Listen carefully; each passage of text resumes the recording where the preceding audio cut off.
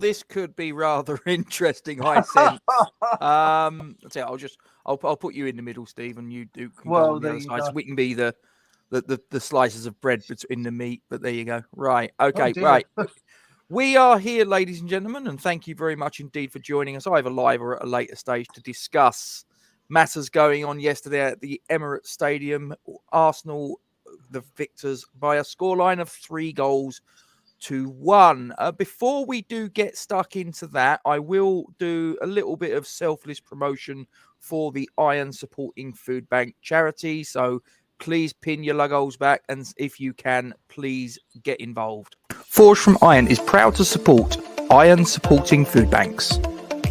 They are a group of West Ham United fans and friends inspired by the work of other football fan food banks around the country. They collect food and cash donations from Newham Food Bank in Beckton, who supply 7 distribution centres in the borough, 7 days a week, and hand out several hundred 3-day emergency food packs every month to families in need. They are also working with other groups to improve conditions for vulnerable adults and children in the Newham community.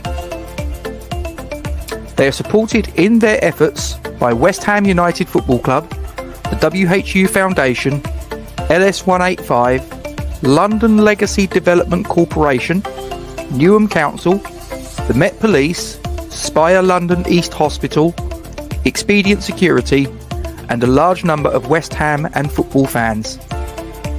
You can help by making a donation to their Just Giving page.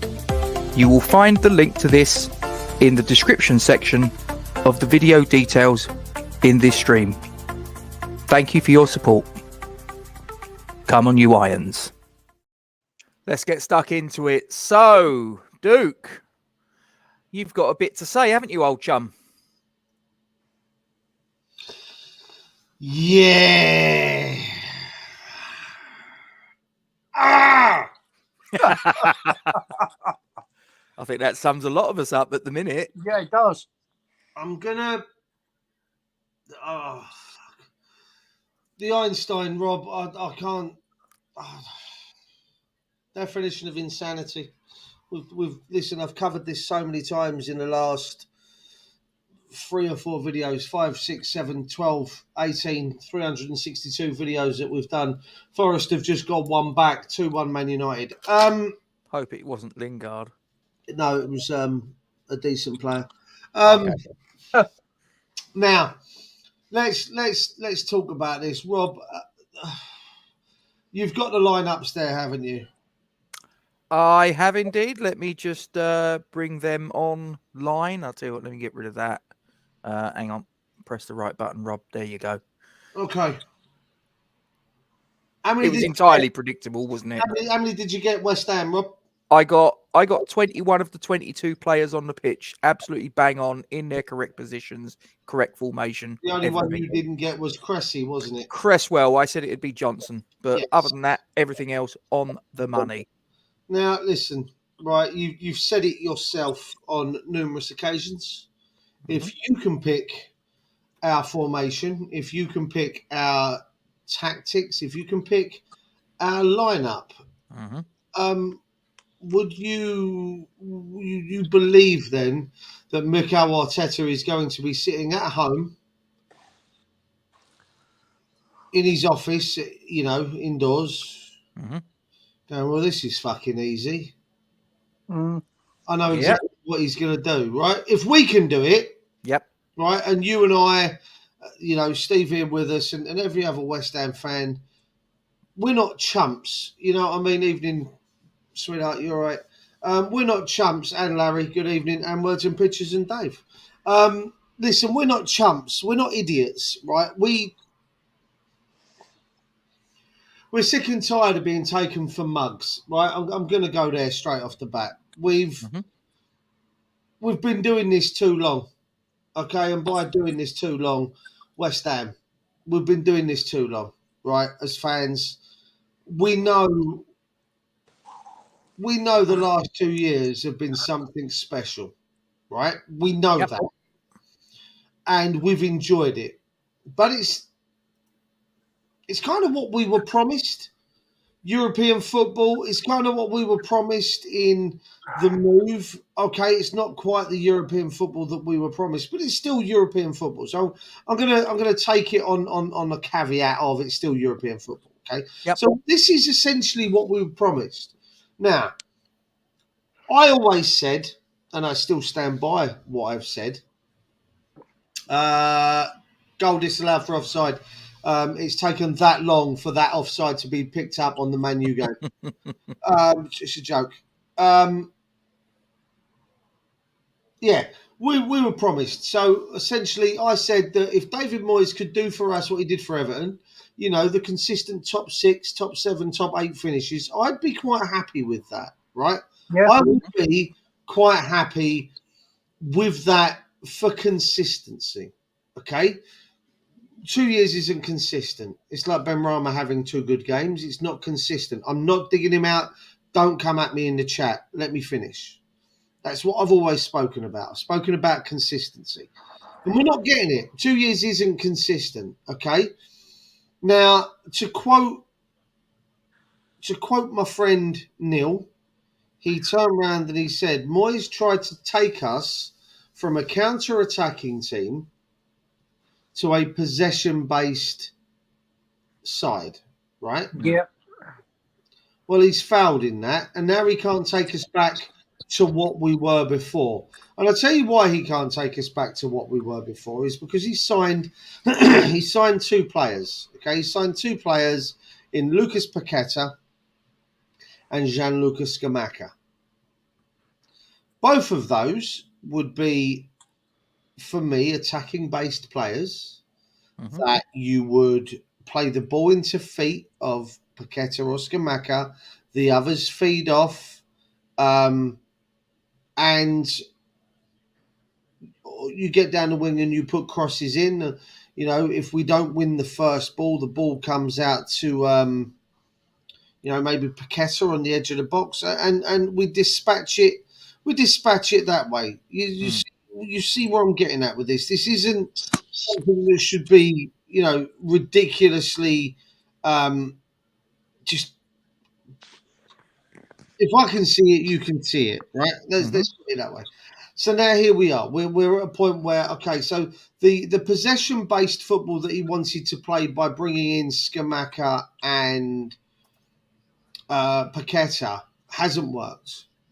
Now, because they're not a counter-attacking style of player, going back to what we did beforehand, I'll get to that in a minute.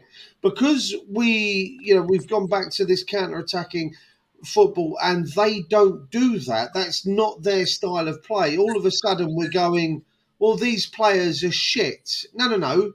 These players aren't shit.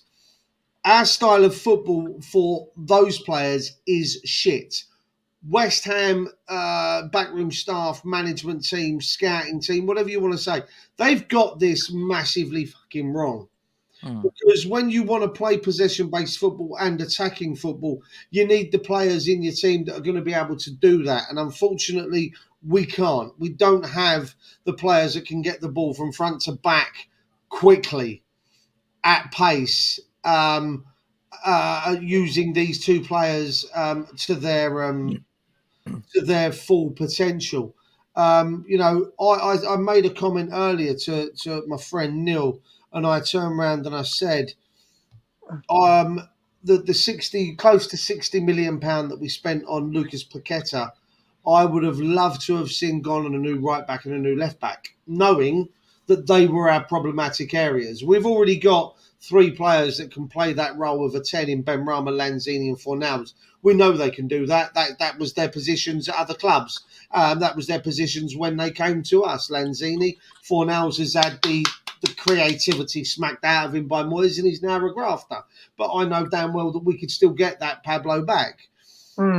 Essentially, we didn't need to go out and get that player.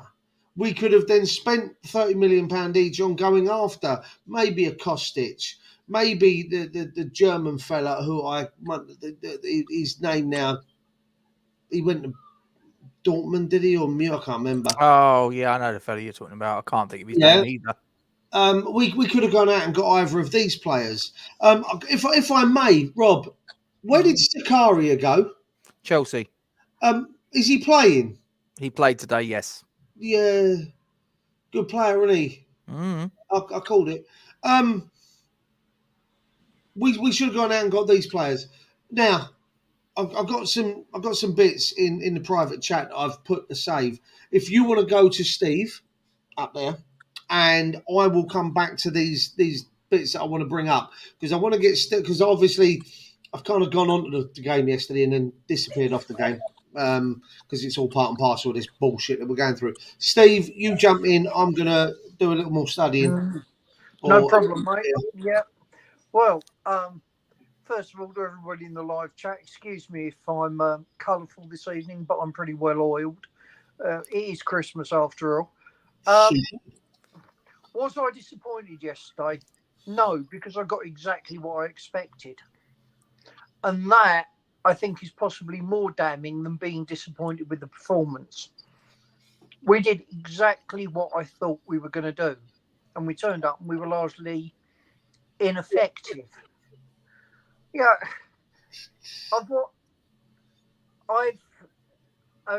Gatesy and I were chatting on Hammer's chat WhatsApp group for patrons today, and I've said I'll give Moyes the Brentford game, and if it's exactly the same at the Brentford game, now this is what I'm expecting from the Brentford game. I'm expecting us to lose and be clueless, to be honest, but I'll give Moyes the Brentford game to show if he can do something different. If not, I will reluctantly turn into the camp of Moyes out because I think he's gone as far as he can. I don't think he's a bad manager, but I think he's done. I think he's done as much as he can. I'm pretty quiet. Sorry about that, Charlie. Is that any better? Is that any better? Can you hear me? I can hear you. Yeah. You are a little bit quiet, but okay, let's I can hear you. Charlie, turn your volume up. Yeah, volume's up. It's probably his baby boy that's crying. And what I think now is, Charlie, too little, too late. Moyes needs to go. It's Lawrence. Sorry, Lawrence. Charlie said that as well, didn't he? But no. Okay, I told you. Not in this chat, but I think Charlie is Moyes out now from memory. He's definitely well oiled, is our Steve. Yeah, I'm sorry, I'm well oiled. So the fact that I can't read names on the screen is somewhat worrying. But I've always backed Moyes. I've always thought he was a good manager, and I'm one of these people who are.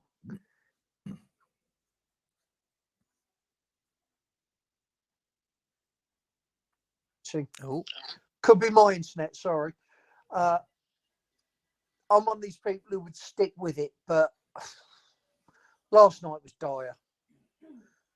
But it wasn't last night that was dire that really annoyed me. Yeah, it's a fair point, Facebook user. We've been dire for a long while. The last really good game I saw us have a go at was 2-2 with City, and we were great that day. And we had a good half against Spurs, but no, you can't spend that sort of money and show that level of ambition and be where we are. The only thing I would say is that this is exactly what Moyes did with Everton. Had 2 decent seasons, one very narrowly missed relegation, and then stability came. Look, that was a long while ago. 20 years ago. Yeah, as you rightly say. I don't know. I don't think the board want to change him because of the cost. And I think whoever we get in, there will be, money will talk on that. I think they'll probably go for Dyche. And possibly that might be the safe pair of hands we need. I don't know. I am completely fed up with going to games and seeing us play crap. Because it shouldn't be like that. We're too good. And I think Moyes' biggest fault here is buying players and playing them in a different position. It's like getting the carpenter into your house and saying, excuse me, can you just change my boiler, please? It's crazy. It's crazy. Yeah. You buy a player who is an outstanding midfield player. What do you do with him? You play him where he's been outstanding. Surely that is the thing you have to do. But he doesn't do that. And I don't know whether it's an arrogance thing or I can see something nobody else can see. But Lucas Paqueta, for crying out loud, play him where he plays for Brazil. We don't play the formation that Brazil plays, though. That's the thing. They know. play 4-3-3. We play 4-2-3-1. I don't know. He's got players. I'm not being funny. I mean, I said this isn't me being wise after the event. I turned around and said it in the match preview. 4-3-3, I think, is the way to go. I mean, as far as I'm concerned, our three jewels in the crown should be Rice, Paqueta, and Scamacca. All three of these players are very well versed in playing 4-3-3 because the two guys that went to the World Cup, Rice and Paqueta, played 4-3-3 for their respective countries.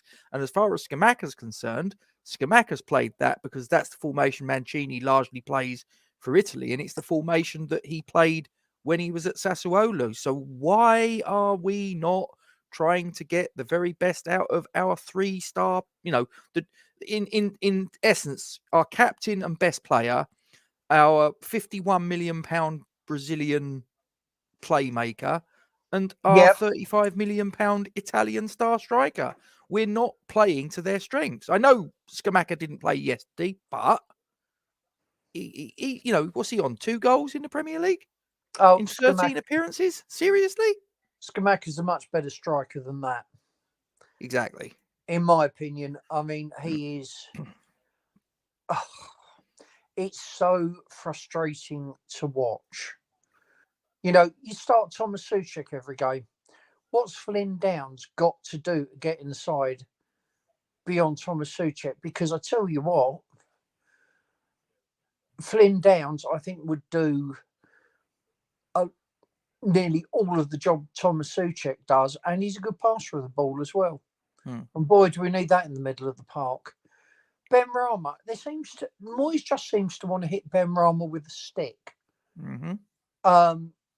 I heard Moyes' comments, and they weren't as damning of Benny as people are saying it is. It was more of a throwaway comment of, oh, well, Saeed didn't have enough weight on the ball. He didn't need to name him, though, did he? He didn't name anyone else. Not at all. Deck, I thought, was outstanding in the first half. The second half, they found him out, and he was hopeless. Fabianski, how the hell do you let that ball in from the near? Oh, here we go. Yeah, how the hell do you concede that at your near post? Somebody said in the chat we're in, a sack of potatoes. He went down like a sack of potatoes, and I put, well, a strategically placed sack of potatoes would have stopped that shot. What? That's Sunday League error level. Now, the goal, everybody's giving Kerr a hard time about getting turned. Not so much. I just think it was a fantastic piece of skill by Nketiah.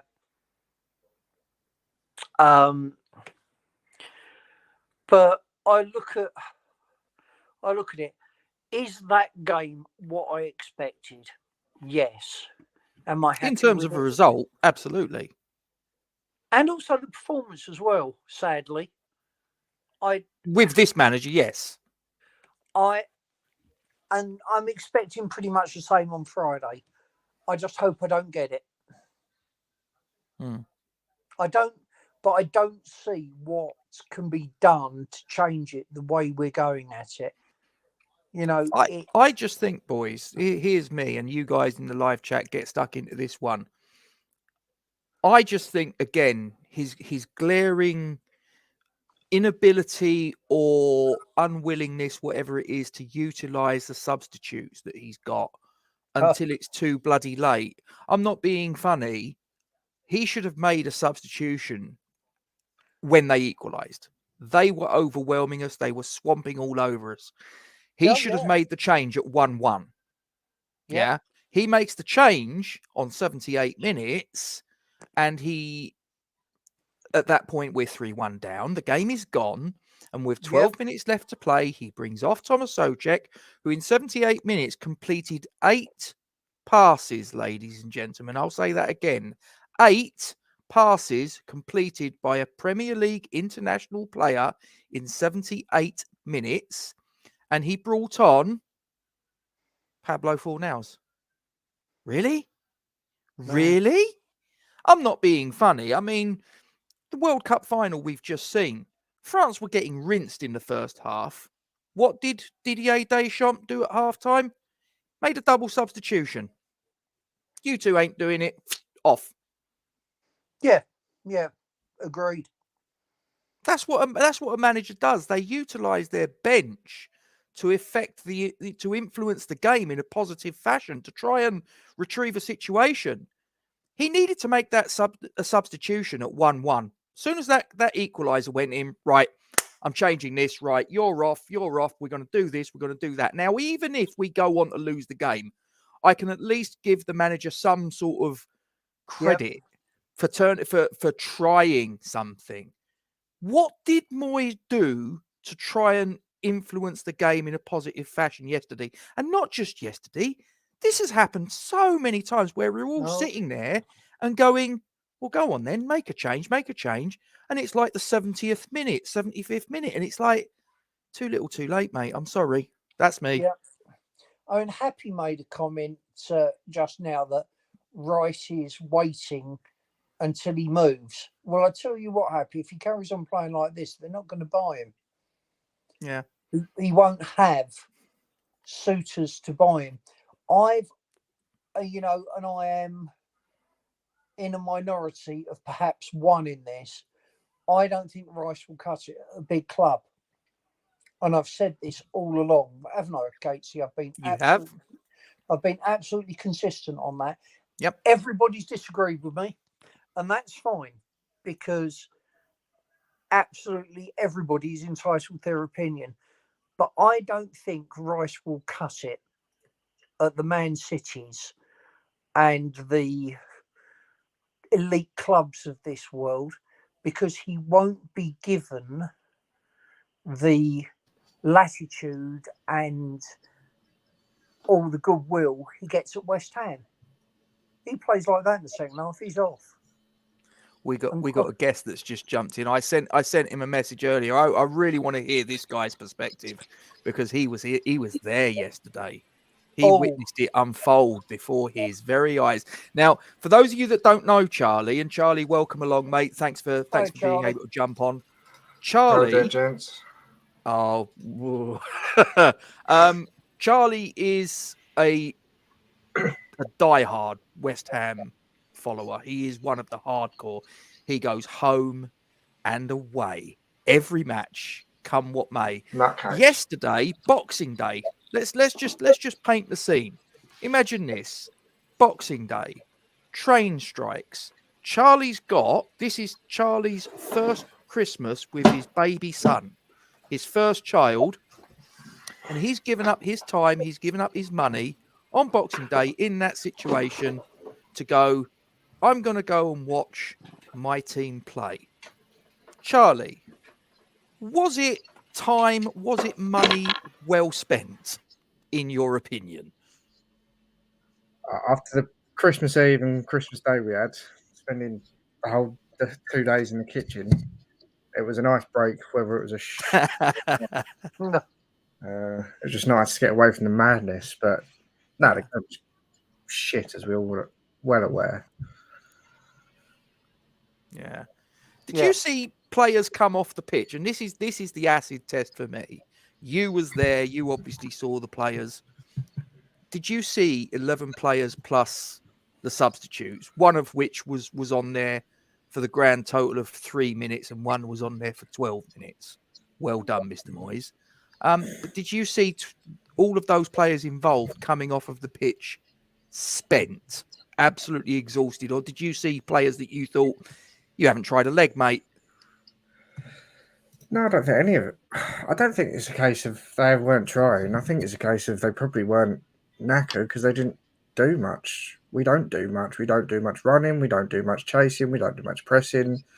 We stick 11 men and their dog behind the ball and don't close them down until they're about 5 yards outside our area. So they're not doing the running. They're not going to be knackered if they're not doing the running. One of them, Mr. Brazilian Magnifico, walked straight down the tunnel, so he didn't even spend his energy walking over to the away fans, the prick. That winds me up when they perform like that. Boxing Day, given all the circumstances, don't even bother to come over and say, get the applause or the deadpan stares as they got from me, I think. But no, I don't think it was a case of lack of effort. I think it's a case of the tactical setup. They're doing what they're told, and what they're being told to do is just clearly not working.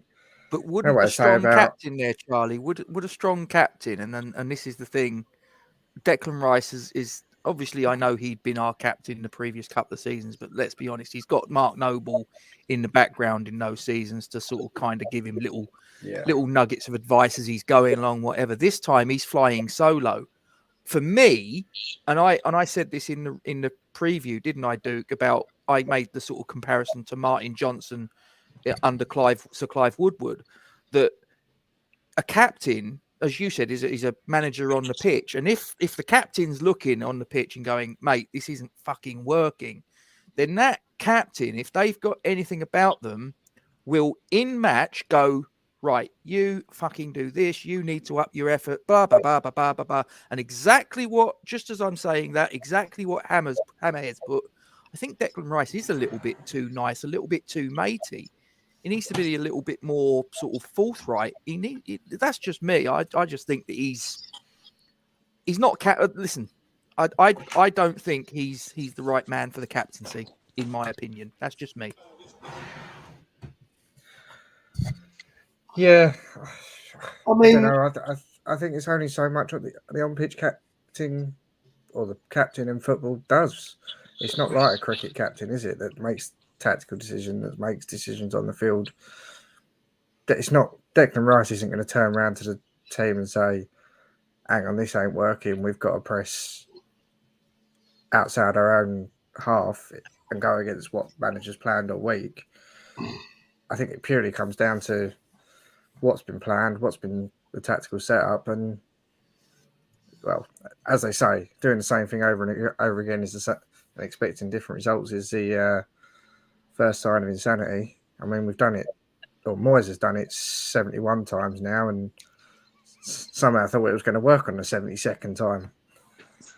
But surely it's got to work on the 72nd, he's probably thinking. But no, it was the 73rd. This would say, but no.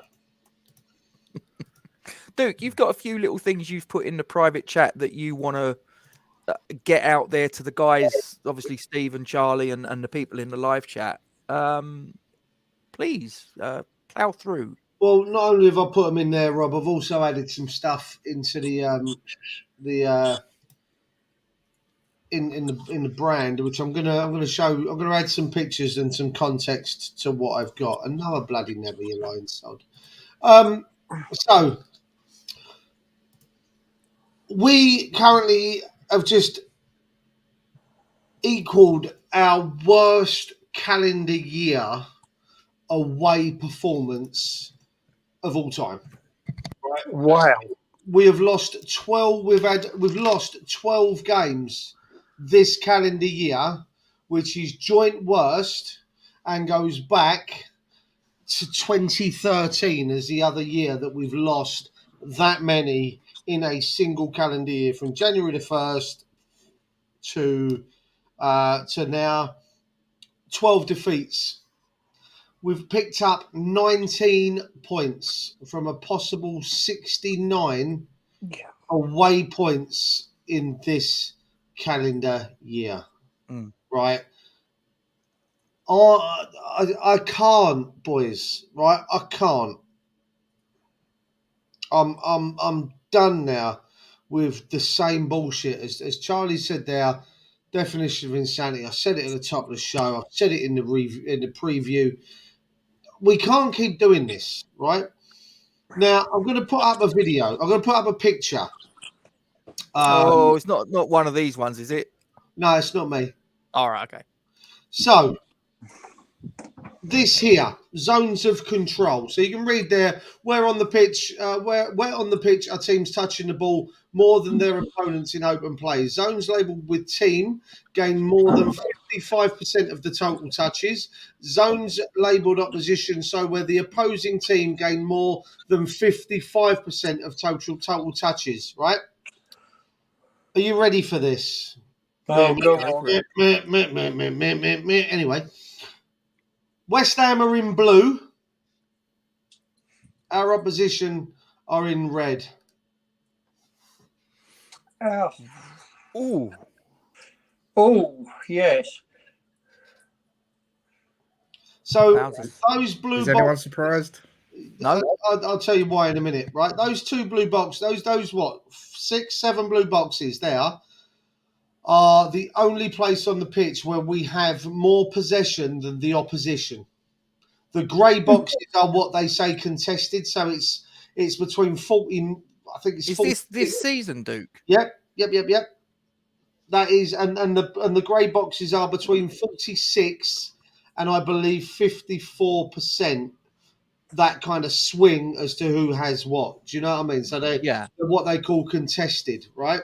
Yeah. But those red boxes, so what we got? 1, 2, 3, 4, 5, 6, 7, 8, 9, 10, 11, 12, 13, 14, 15 boxes where we concede more possession to our opponents. And the other bit is, 7 boxes are us compared to the 8 boxes that are contested on the pitch. Now, I don't know about you boys. That is an awful graphic to look at. I'm going to show you something even worse now. I was going to use this in a video, and I probably still will with Rob at some point, but it feels necessary to go out there now. Oh, this one. So now I'm going to give you this. Oh. The circles are where we are now, and the flashing line, if you will, is where we were. The tip of that kind of meteor dropping out of the sky, which is us, is where we were. So to give you an idea, Man City, which is, if you look there, they defend 51.5 yards or meters, away from their goal. Right, that's where they start to press the opposition. Do you know where that is? That's in the centre circle. Right? That's in the centre circle of the opposition half. They've actually gone further forward because if you look, it was 50.5 last season. So they're actually pressing and engaging the team higher up the pitch. Take a look at Arsenal. Last year, they were 47 metres from their, up the pitch. This year, they're 51.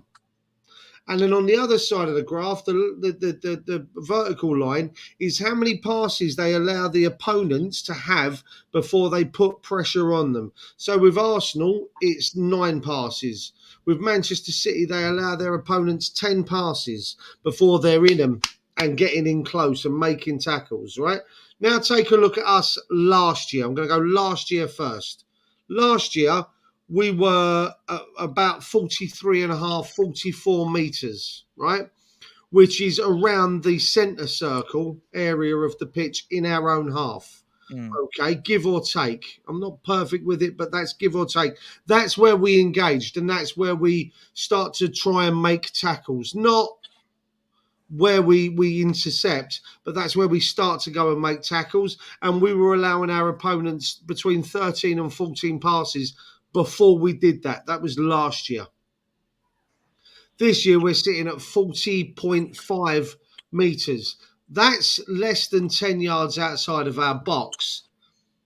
There's 40.3, that long line there on outside just off the D, that's 40.3. That's roughly where we start to engage the opposition, i.e. try to make the tackles and intercept passes. And on the edge of the D. Just outside the edge of the D. Yep, just off the D. And we allow them 17 passes, right, before we try to intercept and make a challenge, right? So we allow them all the way up to that long line there where it says 40.3 before we even engage. That's an area where players shoot from. Martin Odegaard, to be precise, from last night for their first goal, right?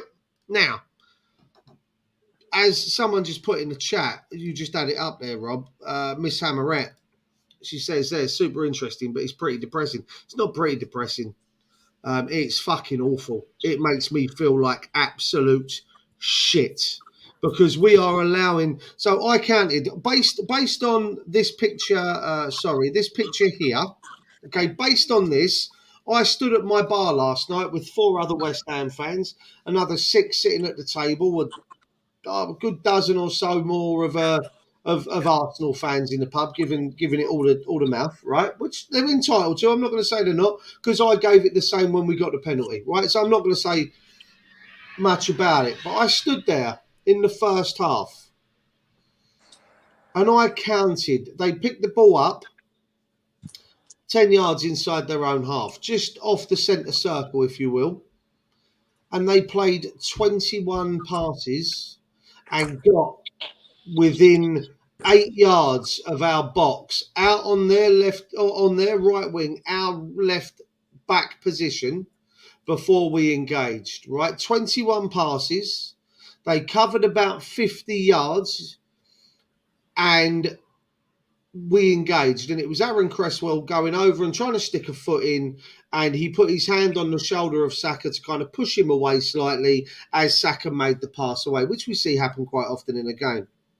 21 passes before we even tried to get close, right? It ain't good enough. My problem is... Go on, Steve. Yeah, can I just ask 2 questions, really? Charlie, first, what was the mood like in the West Ham, with the West Ham fans who were there when they were watching this? And what did Deck say about it that's got everybody rolled up? Because I haven't seen that. I'll cover that second question. Charlie, take the first one. Yeah, I'll let you do that one, Duke, because I've not watched anything after the game. Well, I think I watched Hammer's chat review and I watched you guys on this. Other than that, I haven't watched any interviews because it was just going to piss me the fuck off, including David Moyes, including Declan Rice. So I can't answer that one. But yeah, the mood was a bit of a weird one. It's I think if anyone that's been to away games on a Sunday, they're never the same as like a Saturday 3 o'clock. And it had the feel of a game that no one was really that up for. There was singing, there was chanting, there was the concourse before the game was loud. It always is, really. But to be fair to Arsenal, it's probably the loudest I've heard the Emirates for, well, I was going to say for a while, forever. And it's not often I can say that the Emirates has outsung the West Ham away fans, but it probably did yesterday. There was everyone was kind of expecting what happened. I mean, when we scored, we celebrated, and some people may have been getting on to thinking that, oh, what if we can actually get something from this? But I said it to a few people earlier. I barely celebrated the goal because I see the goal go in. I was a bit like, come on, we scored. That's got to be a start. And I looked at the clock. I was like, 35 minutes. I'm like, bit too early that. Bit too early that. We've seen it all before. And then, yeah, I think the penalty, obviously, the penalty incident that wasn't just before half time, sort of felt like got the Arsenal fans up for it again. The team come out the second half and was much, much better, and we was much, much worse. I think everyone in that away section knew what was coming, even at half-time, 1-0 up. So, yeah, it certainly wasn't anywhere near. It was one of the quietest away ends I've ever witnessed. Yeah. But I think that's because we knew what was coming. Yeah. And Jude, what were Deck's comments that annoyed you so much about the game? Right, well, to be honest with you, I only got a third of the way through the video. It's on YouTube. If you need to go find it, you can find it. I'll tell you why I turned off. He makes the comment, Steve, where he goes, we went 1-0 up against Arsenal. I think he then says, we couldn't keep up and play with the same intensity we were for an hour against an Arsenal side that plays like they do. And I actually sat there and I screamed the C word at my computer screen, right? Because what fucking intensity were we playing with? What fucking kind of closing down were we playing with? We put 10 men behind the ball and allowed them to walk within 8 yards of our fucking box time and time and time again.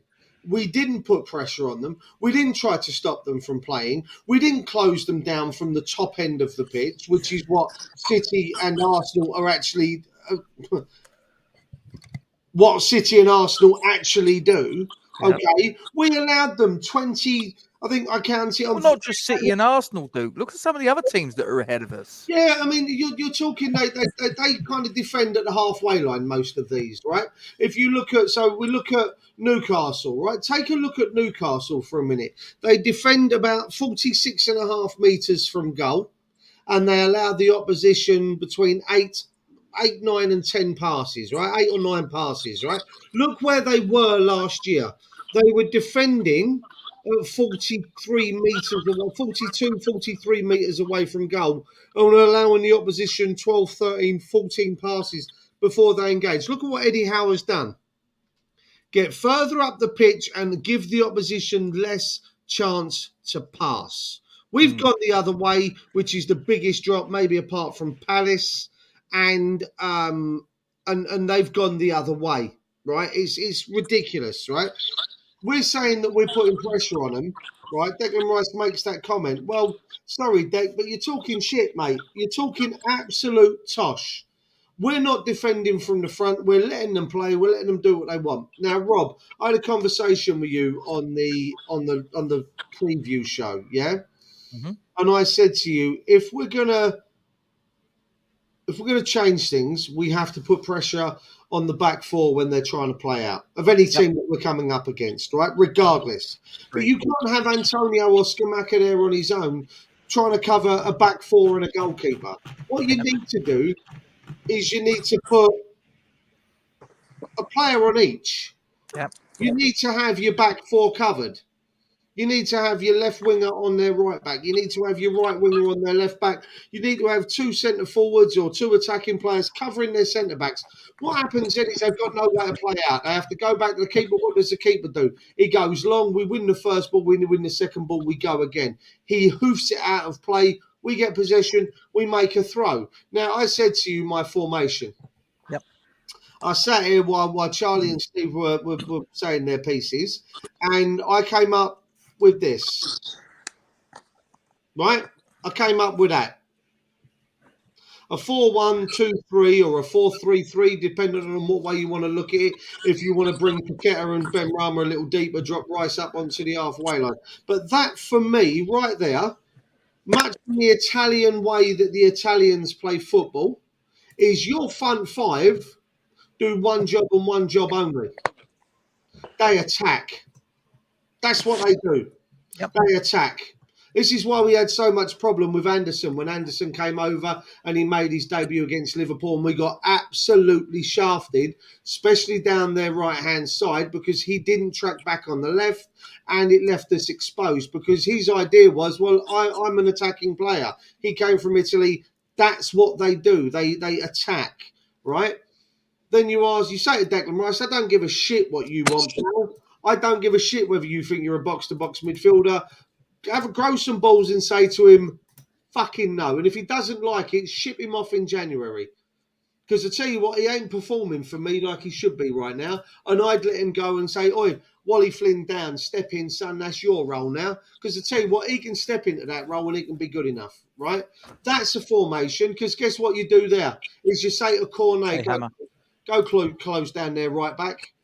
You have to find him first. Well, yeah, all right. But then you could always put 4 nails where Ben Rama is and ask Benny to go over. There are interchangeable players there. But you say to you Cornet or Ben Rama, whoever's over that side, go mark their right back. Right? You say to Bowen, the left back's yours. Right? Out of possession, they've got possession. That's where I want you. You say to Scamacca, you go pick up one of their centre backs. You say Paqueta or Ben Rama, or whoever's in that other 10 role in that other gap. You go pick up the other centre back. Because you know what that does then? It doesn't allow them to play out from the back. It doesn't mean that Antonio has to be running around like a blue-ass fly. And then when he gets to the player that plasts the ball, he turns around and goes, where the fuck are the rest of you? Who's picking up the man that he's just passed to? Because I've just run my nuts off between 2 or 3 players, and you're standing there on the halfway line going, oh, we'll wait for the ball to get here. It doesn't work that way. Declan Rice says in his chat, shut up, Sirens. Welcome to Lewisham. Lewisham. Yeah. What do you expect? There they go. Right, they've gone. Drive-by shooting. They all played yesterday. They're not playing today. It's Declan Rice going, oh, we can't play with the pressing intensity that we... What intensity, Dec? There was none, mate. You didn't... I mean... Let's not kid ourselves and pretend we deserve to be 1-0 up. Look at this. No. That tells me exactly how we play. That tells me exactly how we play. Who's responsible for that? The man in the main seat in the dugout. Well, I'll tell you what, if he can't figure out that something like that stops that, and stops them from getting to that 40.3 metre before we make before we stop them from playing or we try to engage them, then nothing's going to change. Well, there's a couple of things on those graphs. That graph, you look at Newcastle, that difference, there's been a lot made about they've got loads of money. They ain't bought that many new players. Some of them have barely played.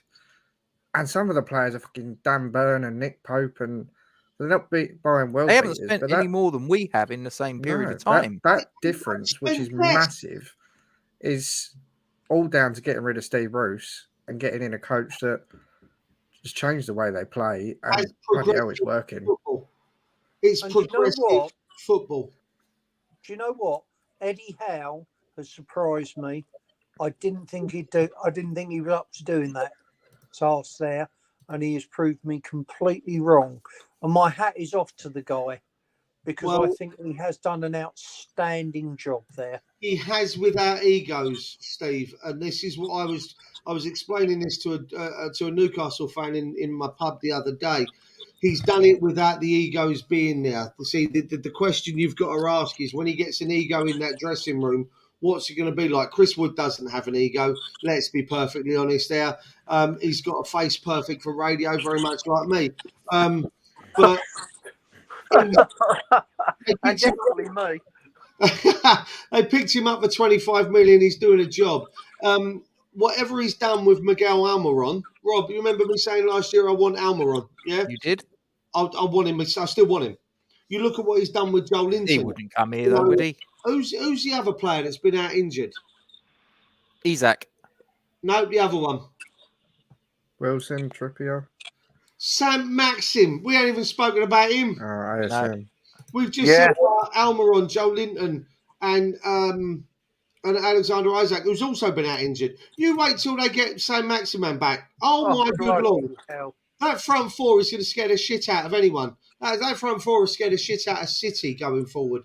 And they very nearly did at the start of the season, if I remember right. It was 4-4. I think it was 4-4 at St James's Park, the Sports Direct Arena. I'll be honest with you. I'll go back to what I'm going to knock me green screen flying. I'll go back to what Deck said. He says about the pressing. We can't do all that pressing. No disrespect, right? Moyes called out Benny last night, which Hammer's just brought up. I thought it was disgusting of him to do so. Yeah, and then not mention, not mention the fact that Deck was abject after that tackle from Partey. Yes, it was under hit, but I don't think it was under hit any more than a lot of passes that Deck made last night. What do you mean? Right? But Declan Rice decided to, I'm just going to handball back. Have a bit of meander. He didn't try to close down Martin Odegaard before he had that shot. He was within 3, 4, 5 yards of him at one point. There was no pressing from Declan Rice. There was no attempt to try and, I've fucked up there. Let me get back and rectify that situation. No, he let him get within 40.3 metres and to have that shot. Right? And look what happens. He absolutely scuffs it like I used to do. He lost an aerial duel against Saka as well, didn't he? Oh, for one of their goals. He got bullied off the ball twice by Saka in the lead up to the second goal. That should never happen. You know, I spoke to Rob. We watched the highlights before the game, and Declan Rice is twice abject in his attempt to win the ball back or even try and block a pass or a shot for the first 2 goals. The third goal, however, and I know, Rob, you've got something to say on this because I know where your mindset is on this goal. I sat there and I applauded the third goal as a football fan. Forget that it was West Ham Arsenal. Yeah, I agree. thought the third goal was absolutely outstanding. Okay, it was a great piece of football. You know, the ball's in, they win the ball, they get down. It's a great ball into Eddie Nketiah, who rolls. And Rob, I know you feel that Kehrer shouldn't, but I thought he rolled him absolutely perfectly. He drops his shoulder like he's going to come inside towards the penalty spot. Kehrer falls for it, and he just drops the shoulder and rolls round him the other way, puts it across the keeper. And what I will say is, in the preview, Rob, I turned around and said, I want Nketiah. You said, I don't. You've been saying it for a while, to be fair. Yeah, and you said, I don't understand the hype and all the rest of it. I think they were your words. I might paraphrase. 11 starts, 11 goals now for Eddie Nketiah for Arsenal. Yeah. Who were they against? Probably all against us. One of them was against us. I know he's scored a hat-trick in Europe, if my memory serves me. Maybe the that don't count. Back to, well, it fucking does when it's Scamacca, so why shouldn't it do for a teenage kid like him, you know? I mean... Didn't they play some farmers, though? Well, that's all we've been playing, Charlie. Scamacca back to in the opening game of the European Conference League against some Danish pig farmers, for fuck's sake. I mean, we can't say it's good enough for Gianluca, but it ain't good enough for Nketiah because he's playing against the monkeys for the local too. You can't... Not that Forgemine have got any problem with Danish pig farmers. Let's just make that clear. Hey, listen, they're playing at a better level than I am. Let's not mess around. But Rob, your thoughts on the way Kehrer fell for it? I personally, I think that Kehrer should have done better. He got rolled like a dice. He got rolled like a dice. And let's not muck about. This is a guy that plays international football for Germany. This is not like he's playing for, you know, Uzbekistan or something like that. He's a German international. He's one of their most utilised players. And he got done by a guy that, let's be completely honest about it, if Jesus was fit, he wouldn't have been playing. He's a kid. He should be able to take care of Nketiah. Good player, yeah, give you that.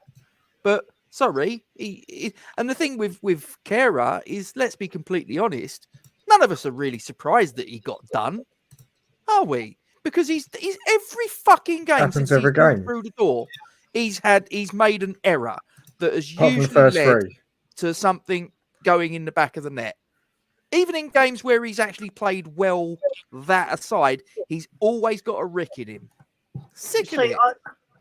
I think, you know. Yes, I would. without a doubt. Yes, I would swap David Moyes for Ted fucking Rogers.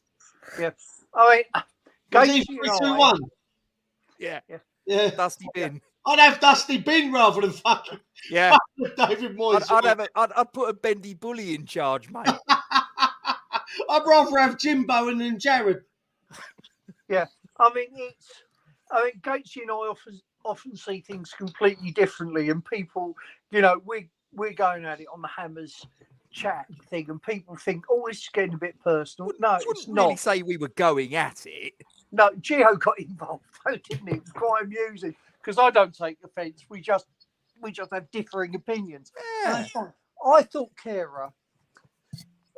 Okay, and Cheers, I'm gonna be probably the lone voice again. I thought Kera and Dawson were decent in our box, like Gio said. I just thought he was outskilled on that, and I would have every game, Steve. Pardon? It's every game he makes a fuck up. Yeah. It wasn't just yesterday. And I know people will turn around and say, well, that's what you get when you've got a £10 million player, but it's every game. I think he will get Evening, James. Player. I think as he learns the Premier League, he'll be really solid. Yeah, I think most defenders would have got done with what Nketiah did yesterday. And I like Duke. I looked at the goal and thought that was bloody excellent. Yes. What can you do? More goals than the rest of our attackers. Yeah. What can you do? Nothing. But I was disgusted Moyes called out Benny. Mm-hmm. And I think the problem with Deck is he's starting to believe his own press. Now, people keep telling Deck he's wonderful. So he's got to the point. I think he's gone to his head a little bit. Look, I think Deck's a lovely lad. I got lucky and I had some contact with one of his agents. And for my son's 18th birthday, Deck did and you guys have seen it. I've sent you pictures of it. Did a magnificent signed shirt for my son. It said, to James, best wishes, love Deck. And he signed it underneath. Lovely, lovely lad. But I do think he believes his own press that he's better than everybody else, and I think he needs to wheel that back a bit because it's going to start to catch him out. Yeah, I'm not sure I totally agree with that, Steve, but I get where you're coming from, and I think there's an element of you see it when he goes away with England. He does what he's told. He sits there in front of the back four, back five, and he's a defensive midfielder. He don't move past the halfway line. He does what he's told. At West Ham, he's kind of somehow managed to get influenced with Moyes that he is this new box-to-box midfielder when we don't need him to be that. We need him to be the defensive midfielder he is for England.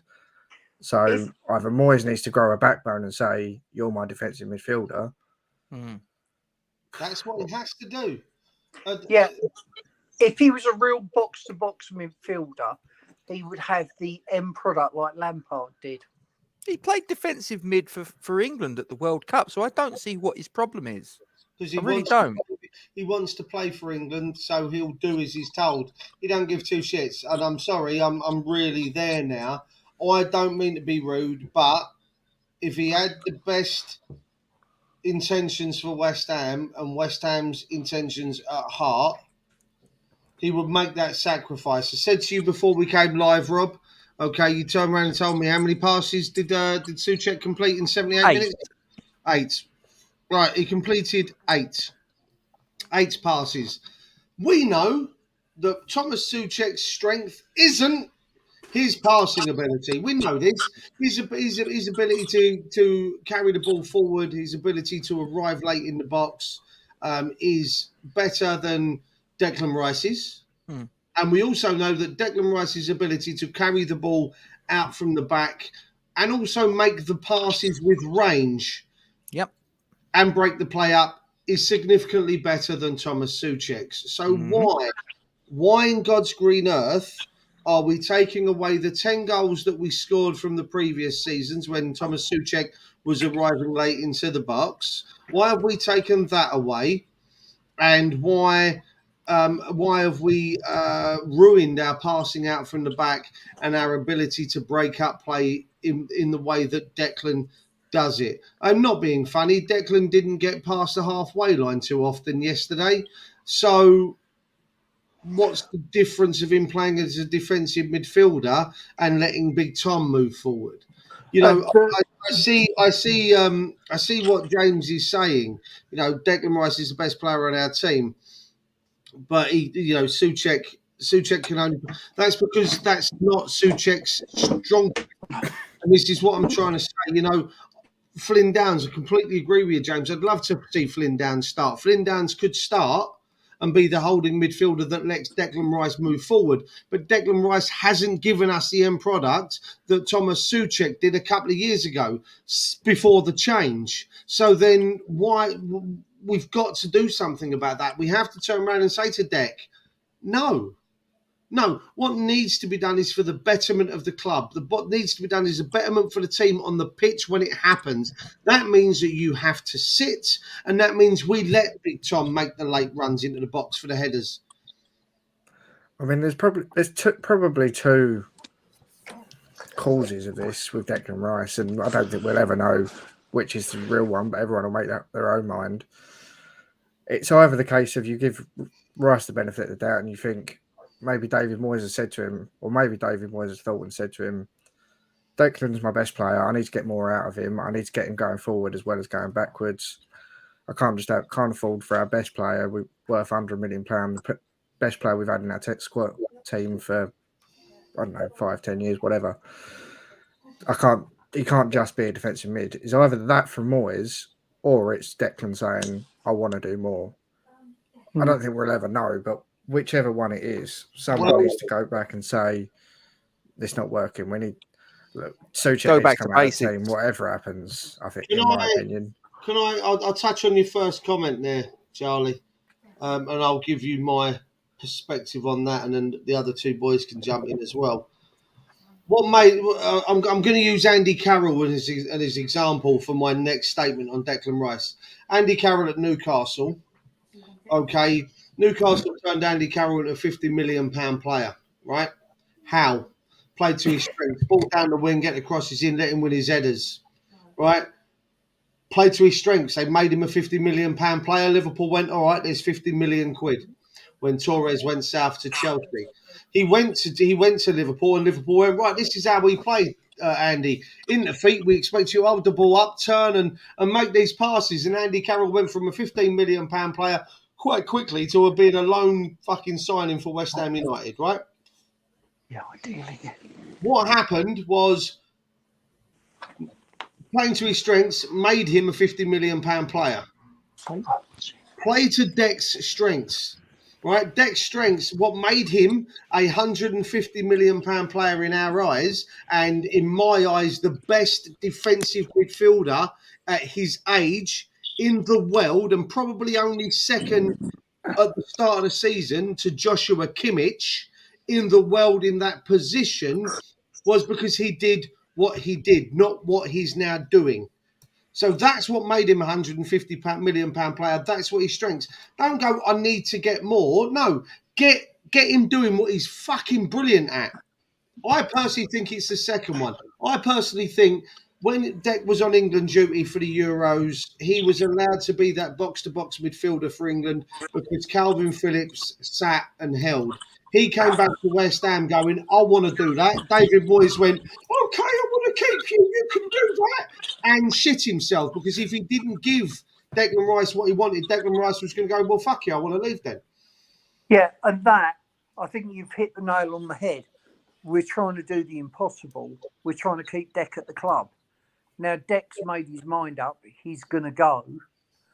And again, when I was chatting to his agent, it was, yeah, he'll be at West Ham next season, but the season after, I don't see it.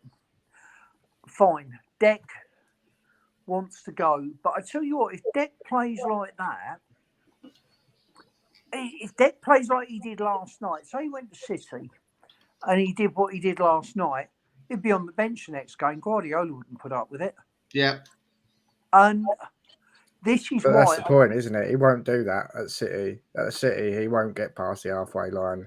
He'll sit in front of the back two because they don't play with a back four. They play with a back two, and the wing backs get forward. He'll sit in front, become a third centre back, and he'll become the player he... Yeah. But I think club has got to be bigger than player in this instance. And we've lost, over the years, I've seen it, we've lost our best players time and time again, but we carry on. You know, we were all up in arms when we thought Arnie was going to leave. Well, he left. We carried on. You know, Pyatt left. Okay, it was difficult, but we carried on. He is not the be-all and end-all. Yes, he's a great player. But at the end of the day, he's one of 11. And I'm tired of pandering to what Deck wants against what Deck should do for the club. Yeah. You know, I've got Agree. nothing against the lad. And I think if he plays, as Duke says, in his right position, he's a fantastic player. But doing what he's doing is hurting the team. So he needs to get over himself and start playing for the team. And the other thing is, if other players can see Deck getting what he wants and they're being told, no, you've got to do this. If you were Benny and you looked at what Deck got and you look at the crap he's getting, it's going to piss you off. I'm sorry, it just is. One question. Sorry. Yeah, God, I just think in some ways we'll be better off without him now. He's got too big for us. Yeah, I'm bored of the saga now. We've got 6 months left of it, but I'm bored of it. Oh, I'm sick to death. Would you boys, if someone came in, and I'm going to use City as an example here, because there's a lot of reports, and you boys may well have seen. Well, Rob, you definitely probably saw the video I put in the chat about Calvin Phillips being overweight. I think the video has been slightly edited to make him look a hell of a lot more puffy. But if you see the pictures that are in the papers, he has definitely come back significantly overweight from what he went to the World Cup looking like. He had very defined cheekbones when he went to the World Cup. He's a little bit puffier in the face now. Let me ask you this, chaps, because I've asked this of a few people in the pub, and I've got kind of mixed reactions. You guys in the chat, please jump in and give me your thoughts on this. Rob, I'll come to you first. Mm-hmm. They come in with an offer of cash and Calvin Phillips in January. Let's say 90 million quid plus Calvin Phillips. That brings him in at 135 million because Calvin Phillips was valued when they bought him at 45. Charlie, I can see you shaking your head. Wait your turn. Rob, yes or no? 90 plus Calvin Phillips. Calvin Phillips has got a horrendous injury record, especially, of last season or two. I mean, 90 million, though. I can't see that they're going to offer anything like 90 million plus Calvin Phillips. We want 150. We ain't getting it. Listen, I'm not disagreeing with that. I'm not disagreeing with that. Fucking sirens. What I'm asking is, if they came to you in January, in 3-4 days' time, 4 or 5 days' time, and went, here's 90 plus Calvin Phillips, yes or no, where you going? Do you know what? I think I'd probably agree with James's one. Fuck 90 plus Calvin. I'll take 110. Thanks very much. Fair. Steve? Yeah, bite your hand off for it. I think we'd be a lot better without him now. I know as much as I love Deck, no. I mean, all I can go back to is that Liverpool game last year when we were away and we didn't have Deck inside and we were far from abject. We were quite good. There's too much reliance on Deck now. And yeah, I'd take it in a heartbeat. So Calvin Phillips' injury record. I mean, we've had that with Jack Wilshere, haven't we? But I think 90 million for Deck, just as it stands, is a good figure. He'd demand a fair amount of wages, though, Steve. Yeah, that's true. That's true. Look, to sit on the bench or get in the treatment table. Yeah, I tell you what. I'll just take the 90 million, thank you very much. That'd be enough. Because I think for a defensive midfielder, that's good value for money. Fair enough, Charlie. Yeah, if we're valuing that 135, I think you probably take it, but I think we'll get nowhere near that sort of offer. 135 especially in if we get total. relegated. Yeah, 100 million on the table. I'd take it without. I don't want Calvin Phillips. There's no good having a defensive midfielder to replace Declan Rice, who's not going to be available 90% of the season. So, 100 million, 90 million, whatever.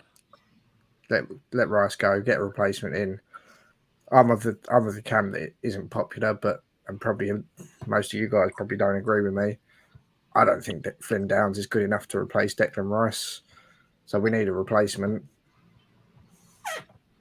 Can we get a good replacement? 2 good replacements in centre midfield for 90 million? We should be able to. Any decent recruitment team should be able to.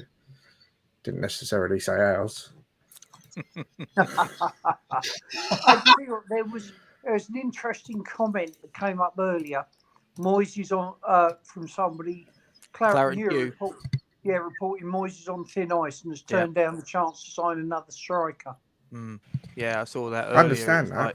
We don't need a striker. We need a fucking right back. We need a right and a left back. I mean, listen, Johnson isn't our answer on left or right back. I'm sorry. I know, Rob, your thoughts are on Ashby, and I agree with you. If you saw my team that went up earlier, I did. I actually have Ashby at right back. He'll be gone by next week. Yeah, that's my concern. But if I was Moyes, I would actually turn. By the way, for those that can't see, that is Areola in goal.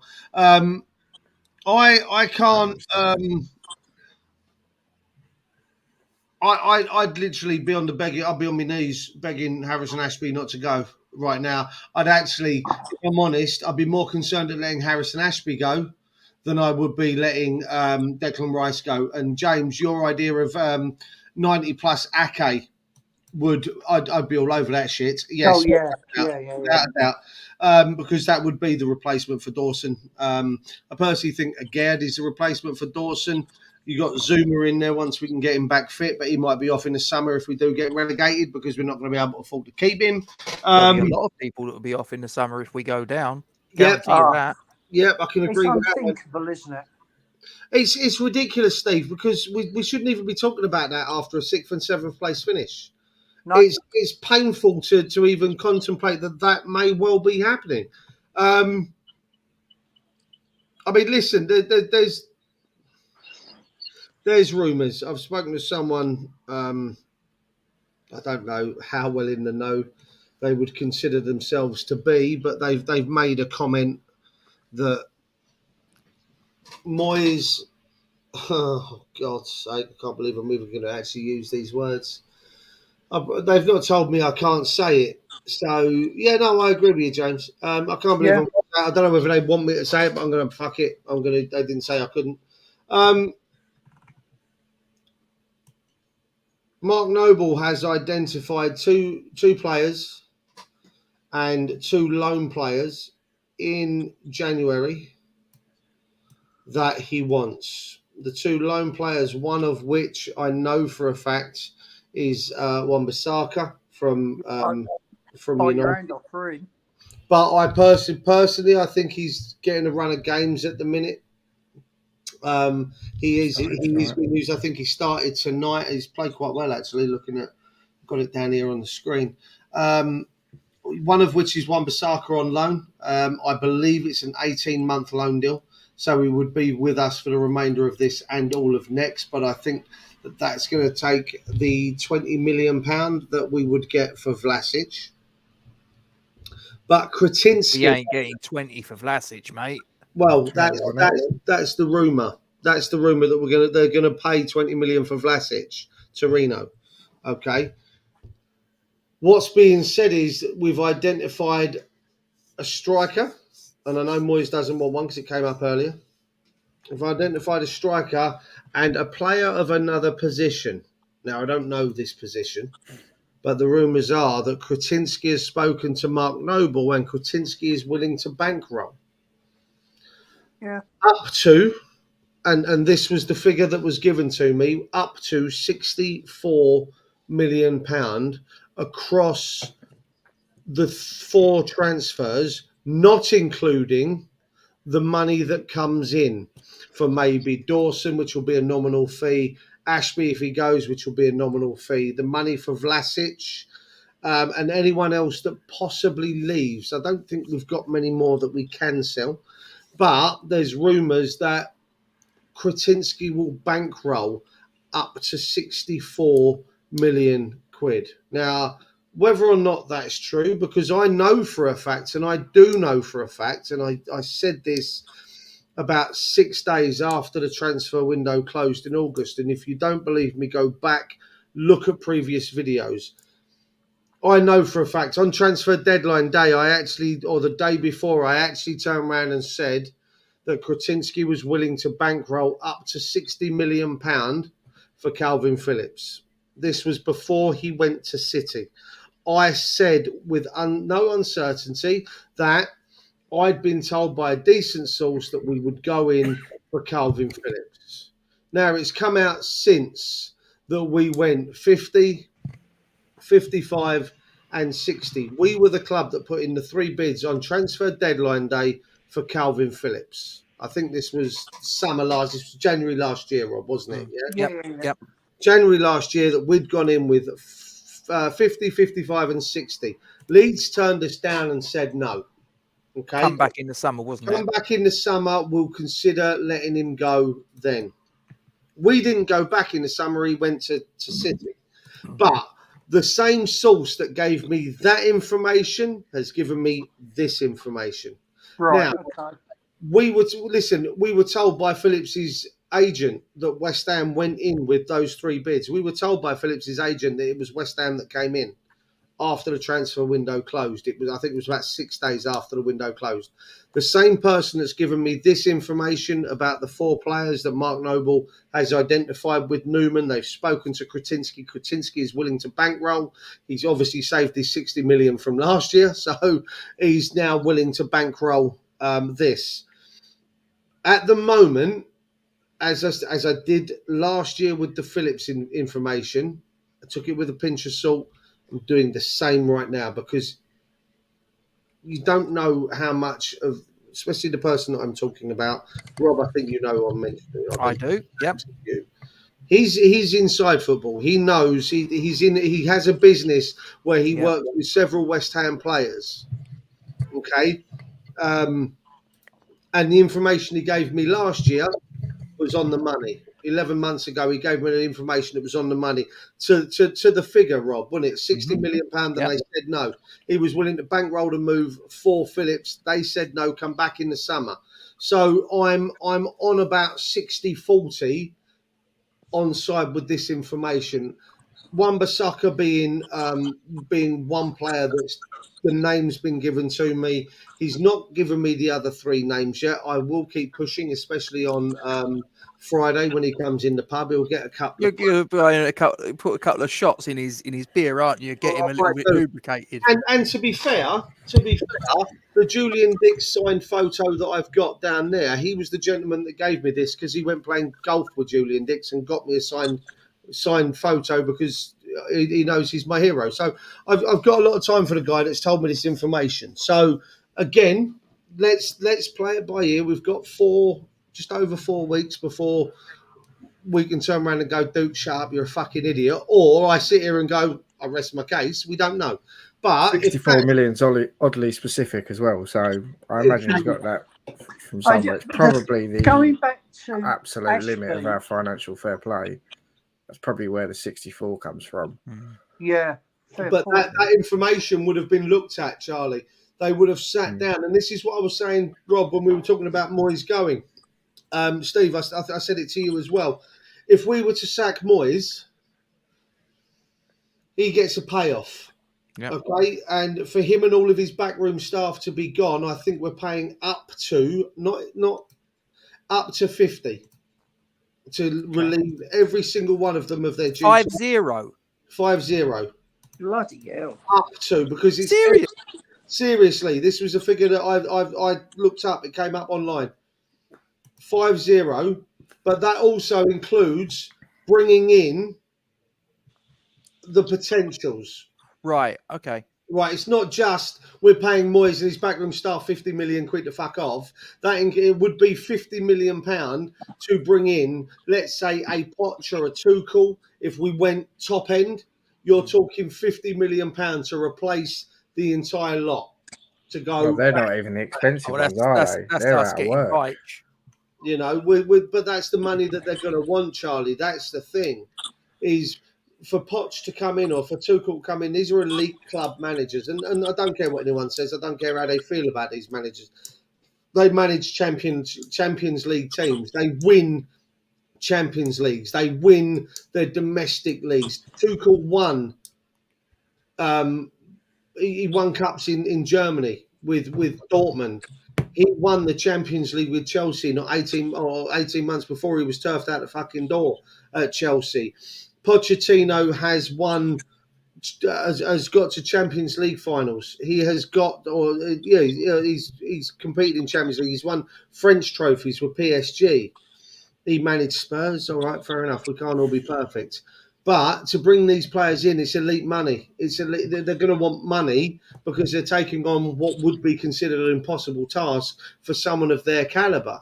Yeah, so it's going to cost us money. To replace our backroom team is going to cost us 50 million. To replace our backroom team is going to put us in and around 235 million pound transfer money spent, which would be, as you said there, Charlie, at 64 million quid, the absolute limit of our financial fair play. Now, that ain't going to make no fucking difference if we get relegated this season. Financial fair play starts again when we come back up.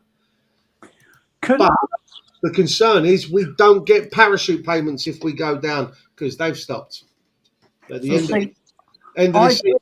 Stopping, yeah. I've got a theory about this, and it is pretty wild, so bear with me. But I think Lamps is on pretty thin ice at Everton. I don't want to read that word. What, Lampard? Yeah, if you're considering saying Lampard to West Ham, I'm coming through my screen. No, I'm not. Not quite. Absolutely not. No. What I'm saying is, I think somebody might have said, David Moyes, look, we're going to get rid of Lampard. If you can get out of West Ham without us having to pay compensation, we'll have you back here. All right, yeah. No. Fair enough. I don't think they'd have him back. No, I mean, my brother-in-law is a mad Everton fan. Nice guy, actually, my brother-in-law. He doesn't want Moyes back. But and it might just be purely in my head. But I'm sure it is purely in my Wishful head. thinking. But I do wonder whether that's gone on. Because I can't believe Moyes has gone from being decent to this bad this quickly. I don't think it is quick, though, is it? Well, It's been coming for the last year. Exactly, that's going to be the point, isn't it? It's been a year. We've lost 12 games now in a calendar year, which is shocking. 19 points from a possible 69. That's embarrassing. What are your thoughts, chaps? All right, I didn't want to ask you, Charlie. I'm not asking. I'm not answering this. I'm running off. Duke's talking again. Your thoughts on the fact that the rumours are abound right now that I don't know how true it is because I really don't give two shits about the woman.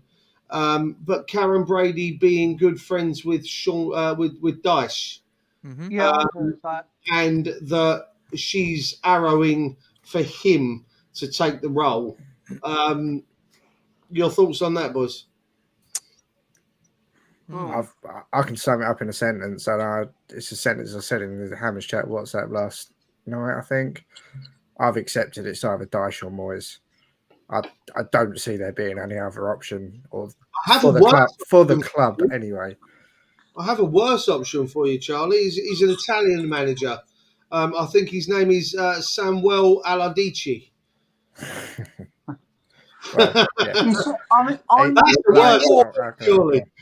I'm going to say, at the moment, if I have to choose between Dyche and Moyes, I will probably choose Dyche. I'm at that point now.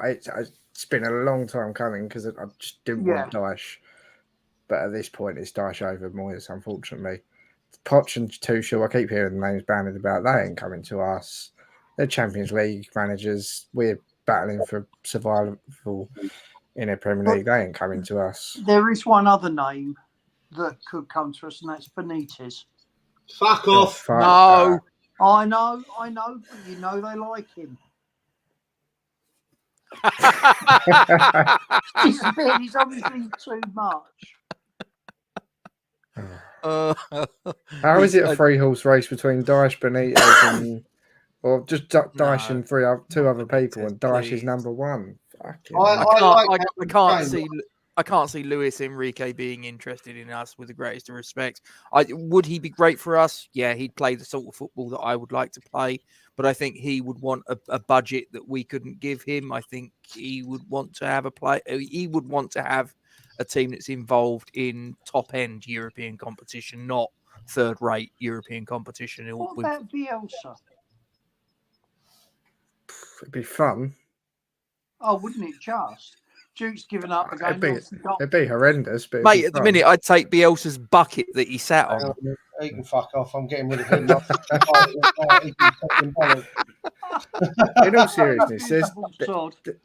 In all seriousness, there are decent options out there. They get bandied about a little bit. The Celtic manager, I'm not going to try and pronounce his name. Postcoglou. Vincent Kompany. They just won tonight. But we ain't going to go and get an in-work manager. We just don't do it. West Ham don't do it. Oh, my God. Can I kick him out? Put him in a fucking timeout. Yeah, please. He did this before. I'm going to punch him. Yeah, no. Don't, no. Don't even give him the time. Simon, we really like you, but not Hasenhüttl, mate. No. He mentioned Hasenhüttl. Who was the other manager that was sacked Premier League earlier in Gerrard. Gerrard, no. Someone else. He mentioned Hasenhüttl. Fuck mine. I was going to bar him from the pub. Bruno Lage? No. Who else has been given a tin? Scott Parker? See, right now, if we went down at the end of the season, I'd take Parker in a fucking heartbeat. In the championship? In the championship. If it's Parker or Moyes tomorrow, I'd take Parker. I'd take Parker as well. That's the situation we're in now. What about... It's anyone but Moyes, isn't it? Yeah. Mate, I'd take you in charge over Moyes. We know Graham Potter isn't going to last at Chelsea because nobody does. You're off your rocker. What? He's the best manager that they've had in a long time. And I'll tell you now, he will get things right. He will turn that side and give him... Will he get time? Yeah, he will. Give him a year. Give him a year at that club, and I promise you now, they will be challenging for the title. You heard it here. 12 months, I promise you now. Because he will fix up, he will sort out, and he will turn that. He'll go out, and he's already bought Cucurella. He'll go out, and who's the other little Belgian fella? Caicedo. No, the other one, Belgium. Midfielder attacking. Tiny little fucking dwarf skin. Trossard, yeah. He'll have Trossard. He'll probably get Trossard either in this window or the end of the transfer window. Summer, he'll get McAllister. And I tell you now, he will have that team playing like he had Brighton, but with significantly better players. They will literally get rampant. They really will. He's a great manager. And I think if they give him, can give him 18 months, I promise you now they'll be there or thereabouts at the end of next season. I agree with that, but I'm not sure they'll give him that. That's the thing with Chelsea. But then again, you're judging Chelsea by the standards that they were under Roman Abramovich. Yeah, that's true. Yeah, fair comment. Whereas Potter is the guy that Todd Bowley's brought in through the door. And we don't know whether Todd Bowley is going to go down the Abramovich route of bringing a guy in, and as soon as it goes a little bit pear-shaped, nothing like this sort of level. I mean, Jesus Christ, if David Moyes was Chelsea manager, he'd have been gone long ago. Well, I think Bowley's going to be managing, be running that club like a business. He's not going to be running that club like Abramovich was, throwing money at it because he had it in abundance and he was using it to launder his fucking dodgy Russian money, allegedly. You notice I dropped that in quite quickly. But I think Bowley's going to run this like a business, like that they do out in the States with all their baseball and their basketball and NFL teams. They're not run as sports teams. They're run as franchises and businesses. It's a way of making money. Now, if Bowley does it that way... Oh, look, you've upset someone. Stop fucking mentioning Hassenhüttl then. We won't have a problem. I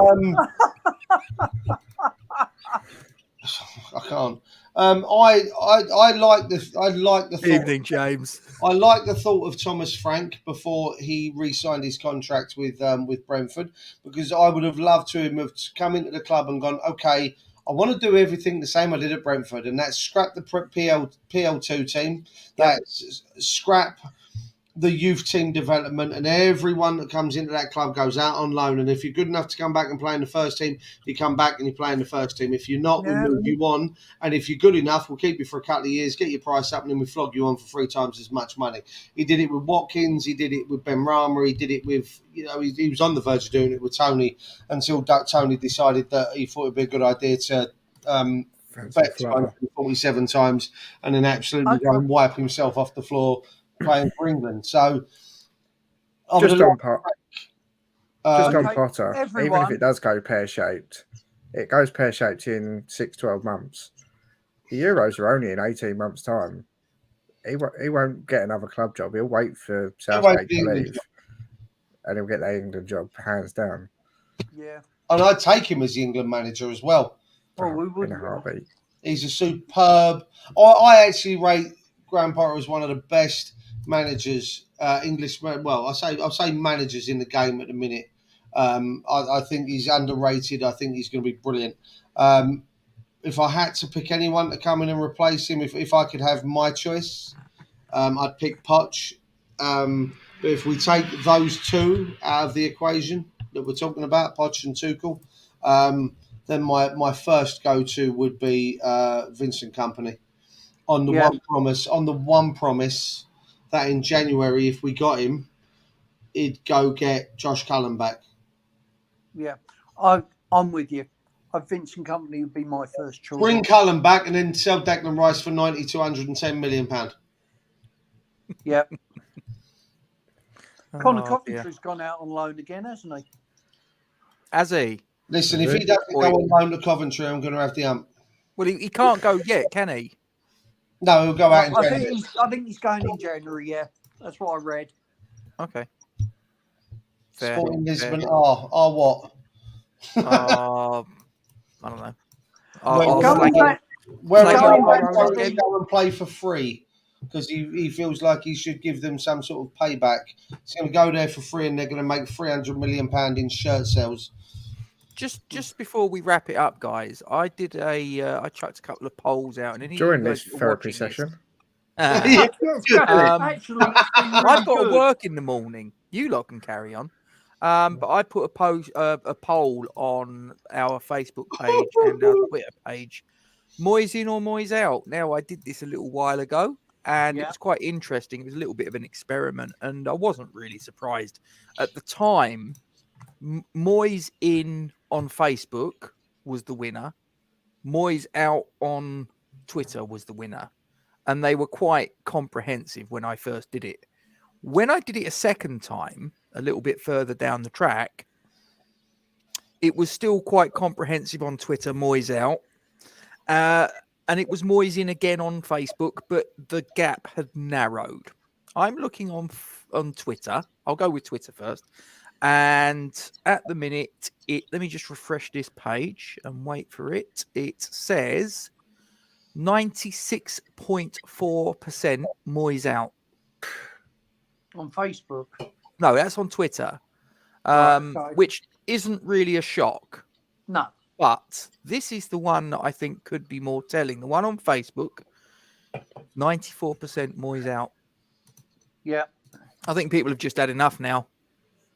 It's a shame. Do you know what is sad? The one sad thing about this is he has given us 2 great seasons, a semi-final in the Europa League, and it's going to end badly. And that's a shame because I want to appreciate what he's done. He might not be there now, but what he has given us, I mean, the 3-2 against Liverpool, the beating Chelsea at home with Masuaku's miss-hit cross. You know, 3-3 against Tottenham. Yeah, those I mean, things. that's the unfortunate thing about management in the industry, though, isn't it? You could probably count on one hand the amount of managers that end their career or jobs on a high. Very rare, isn't it? Wenger, Ferguson. Well, Wenger didn't. What am I talking about? No, Ferguson. No, they wanted him out for ages. Yeah. That was what I found quite interesting yesterday. Is sort of like, you know, they were singing "There's only one Arsene Wenger" or this, that, and the other. It's like, you fuckers wanted him out after the League Cup final. I remember you played Man City a couple of days later. They got beat by them in the League Cup final, got absolutely rinsed. Then played them a couple of days later in a game at the Emirates. And a 60,000 stadium had about 30,000 in it or something like that. There were just empty seats everywhere because the fans had had enough. Yeah, and I think, unfortunately, that's where we are with Moyes. But I am going to say this. The 2 seasons he's given us have been fantastic. This season's been awful. And it's a shame it's ended this way. But I've said, Brentford's my last game for him. I'm expecting us to get beaten. I'm expecting us to lose. Is it Brentford or Bournemouth? I can never remember. Brentford on Friday, Leeds on Wednesday. Yeah. I'm expecting us to get beat, okay? Let's be really clear on this. However, I want to give him that one final chance. But I am, the way I'm talking, it's fairly obvious. I think Moyes has run his course. What could possibly happen against Brentford that makes you go, oh, maybe he should stay to the Leeds game? Other than obviously him completely revolutionising his strategy of late and going out and absolutely stuffing Brentford 5-0, what could possibly happen that makes you sort of like reevaluate? But that's it. That's what I need. A comprehensive, competent win against Brentford. That would give me some hope. At the moment, I don't have any about what's coming next. He's taken Pablo Fornals, for instance, who was bought as a really talented player. Now, I love Pablo. I think he's brilliant for us. But he's turned Pablo into a running machine, which is not getting a donkey. Yeah, he's not getting the best out of Pablo by any means. It was the same with Haller. Haller left us and went on, and I really hope that bloke gets well. Let's be clear. But he couldn't make Haller work. Send Haller somewhere else. He went on and got nominated for Ballon d'Or. Yeah, exactly. Couldn't hit a Ballon d'Or at West Ham. No, but that's because we didn't play to his strengths. You've got... Yeah.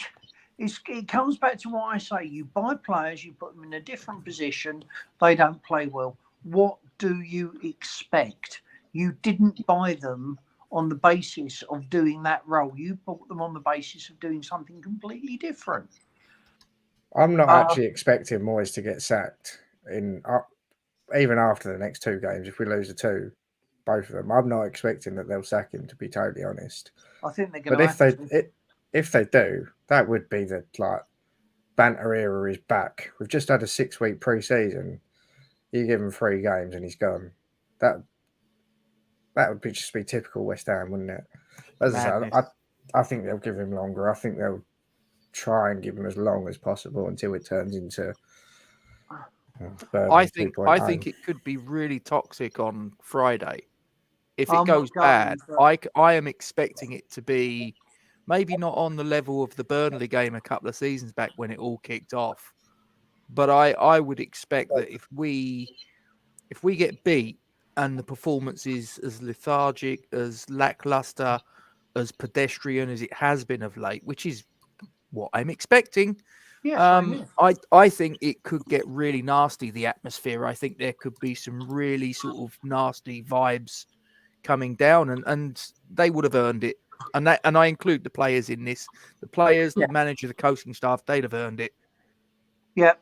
Well, the thing is, and I've said this to you numerous times after games, Gatesy. You know, they're getting tens of thousands of pounds a week. You and me, I'm mainly retired. We're not on anything like that sort of money. Yet we're paying season tickets and being served up a bunch of players who aren't sticking their effort in. I'm sorry, but I always remember Boston, he's a great friend of mine, and everybody was moaning, you know, about the workload and stuff and how hard they had to work. And he called a meeting and he asked them a very simple question. Why would you come to work and not to work hard? And sometimes I feel that's what we get with our players. They don't work hard enough. All right. I've got, before, like Rob said, before we wrap up, I've got a couple of quick fire questions. Mm-hmm. We're going to go top to bottom on the list I've got. Rob, I want you to go first. And I just want a yes or no from all three of you, right? First things first, let's answer James's question. Yep. If we finish 16th but got to the final of the conference, is that a good season or bad? Rob? Bad. Charlie? Bad. Steve? Bad. Because he doesn't say win it. So successful one if we win it. Right, that's what I was going to say. Let me add the caveat there. If we win it and finish 16th, yes or no? Has to be a success, but I would say it would be a successful season with a small S, and it would be a season that should have been more. Charlie? I'll bite your hand off for it right now, but so yeah, it will be successful, but just say. Yeah, and Steve? Yeah, but I'd be disappointed with the league performance. Yeah, I agree. Okay, I've got a list of managers here, just sent to me by my brother, who's watching live. Good evening, Dan. Hey, Dan. Hi, Dan. Given a list of managers that he reckons realistically are the managers we can get. Managers that are free that won't join us. And he's not included obvious managers without a club because he hasn't included them because they're wank. His words, not mine. They include Bruno Lage and Steve. You don't want Neil Warnock, Dan? Right, he says managers that are wank like Lage and Bruce, right? So we're gonna disrespect Sam Allardyce. So I'm gonna read top to bottom of the list he's put, and I just want a yes or no as I go round the board. Roberto Martinez, Rob, yes or no? 100% yes. Charlie, what would we take him? Yeah, would you take him if he was available? Like, no way. And Steve? Not a chance. Fair. I have no idea who this fella is, so biggest fraud in football. Someone can enlighten me. Domenico Tedesco. Oh, hang on. Yes. Who is he? Fuck me. Who is he? Is he? Dan, send me a message. Who is he and where's he manage? The name rings a bell. How's the spelling? Domenico Tedesco. Yeah, what's the spelling? He was at Leipzig. He was at Leipzig. Okay. He's out of work now. No knowledge of him, so I'd be lying if I could say either way. No, I've got no knowledge either. I don't really know the guy, so I can't really comment. Right, I've stabbed. Oh, hang on. Domenico Tedesco, Italian-German manager. Yeah, Leipzig. I don't know enough about the geezer. Couldn't really comment. Fair enough. Right, the next two, I've stabbed Cyber in the head many times in my sleep over the next two names because he's mentioned them both. So I'm going to put them both in the same box. Benitez and Hasenhüttl. No. Rob? Fuck no. Steve? Yes, no. So you take Benitez but not Hasenhüttl. Right, you're going to be my dreams tonight as well. I'm going to stab you in the head as we go. Okay, well, nice to know what your life expectancy is after all that. Peter Bosch. Who? Exactly. Oh, he was the Lyon manager. Right, okay, yes or no, Rob? Again, not a manager I know a huge amount about, so I can't really comment. Charlie? I couldn't say either way. Steve? No, I can't say. Okay, next one is fucking hilarious. And I'd do it just for the giggles and just because it's him. Bielsa. He'd certainly get our boys running more than they are at the minute, so I'm going to say yes. But he probably wouldn't be here. It wouldn't be a long-term appointment. Charlie. Any normal scenario, no, but over Moyes, then yes. Never rattle it. Steve. Till the end of the season. I'm going to have to say no because I think he gets relegated. Right, of the next, I'm going to do two at a time here, just to get us through this. Andre Villas-Boas and Scott Parker. Rob?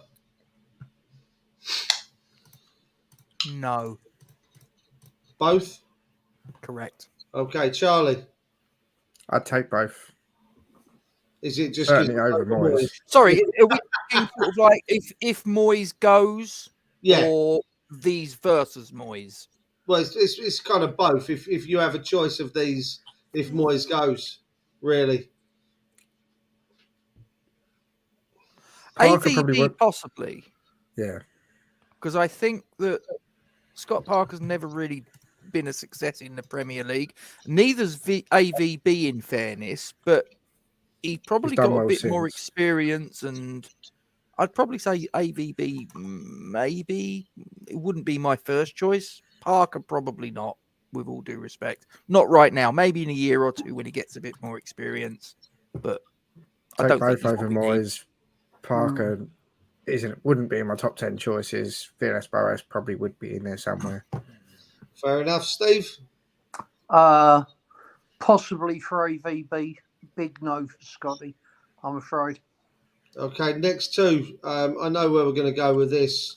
It's going to be a yes/no scenario, I think, from all three of you. If he was to go and we get one of these, but Dyche and Gerrard. Dyche, yes. Gerrard, absolutely no way. Charlie. Yeah, I agree with that, but it's getting close to the point where I'd even take Gerrard over Moyes, but we're not quite there yet. Yeah, Dyche, yeah. Gerrard, no, not in this millennia. Okay, my brother's given me 5 names. He says managers that are free but would not join us. He's got. Do you agree with this list? He's got Tuchel, Pochettino, Enrique, Zidane, and Lowe. None of them would come here. We'd take them all. We'd take every single one of them. I mean, Lowe would be my only worry in that. He hasn't managed at a club in donkey's years. That's my worry. That's my worry. The others, without a doubt, I'd go straight in on that. Do you agree that my brother not including Lars and Bruce because they're wank? Would we agree with that? Yep. Yeah. Bruce is done. Bruce is done. I think they would serve up even more dire football than what we're having to endure right now. So my brother's top 5 are in this order: Dyche, Bielsa, Martinez, Hasenhüttl and Benitez, because he says he'd be interested to see what Hasenhüttl could do with better players and a budget. It probably won't be with us, but still. You agree with that? I mean, I'm not a huge fan of Hasenhüttl, but when he says it like that, he didn't do a bad job at Southampton with absolutely fuck all budget, and let's be honest, they weren't the greatest of players down there, were they? He didn't do too badly to start with. If he had a budget to bring in some better players, I think he might have lasted longer. So I'm here on that personally. I don't know many managers that have got a 9-0 home defeat on their CV. Twice. Is it twice? Well, one was home, one was away. The Leicester game was the one at St Mary's. Scott Parker has. What, 2 9-0s? Not 2. No, he's got 9. He's got 1 9-0. Yeah, but again, you're looking at a team that wasn't the great. I mean, let's take a look at his Southampton side that lost that 9-0. Any of them getting our starting lineup? I remember Angus Gunn was in goal for the Leicester one. Brian's son. Yeah. Other than that, I couldn't tell you who played. I mean, I wouldn't say no. I mean, listen, I'd love an elite level manager to come in. I would love an elite manager to come in and kind of really push us through. Agreed, James. Yeah, Will Price will walk into my team right now. I'm concerned because right now this stinks. Do you remember the whole thing with Avram Grant? What about Martin O'Neill coming in around about Christmas time and do you have this feeling? Mm-hmm. Am I the only one, or yeah, I got a funny feeling that what could happen is we actually get a sort of like a draw and a half decent performance against Brentford, and then the board go, we'll maybe keep him on, and it could well go like that. No, where but he maybe picks up a couple of results that gives him a stay of execution, but all it does is it delays the inevitable. In that way, Rob. I'm thinking, do you reckon we're already talking to managers on the what if? And these managers are going, well, hold your fucking horses. He's still in charge. You're trying to find his suitor. See that, Steve? He's having problems with his internet. That won't he's having problems with his internet. He's put it in the private chat. Does he? Do we think that could possibly be the way that this goes? We're kind of trying to find possible suitors and sounding out, and these guys are like, well, hang on a minute, you've still got a guy in charge. You gave him, like we did with Grant, you gave him your unconditional support. You gave him, the backing of the board. That one kind of vote of confidence moment. Yeah, that's it. Vote of confidence.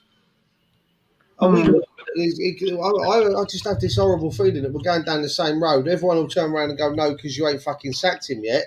And then we won't sack him because we've got no one lined up.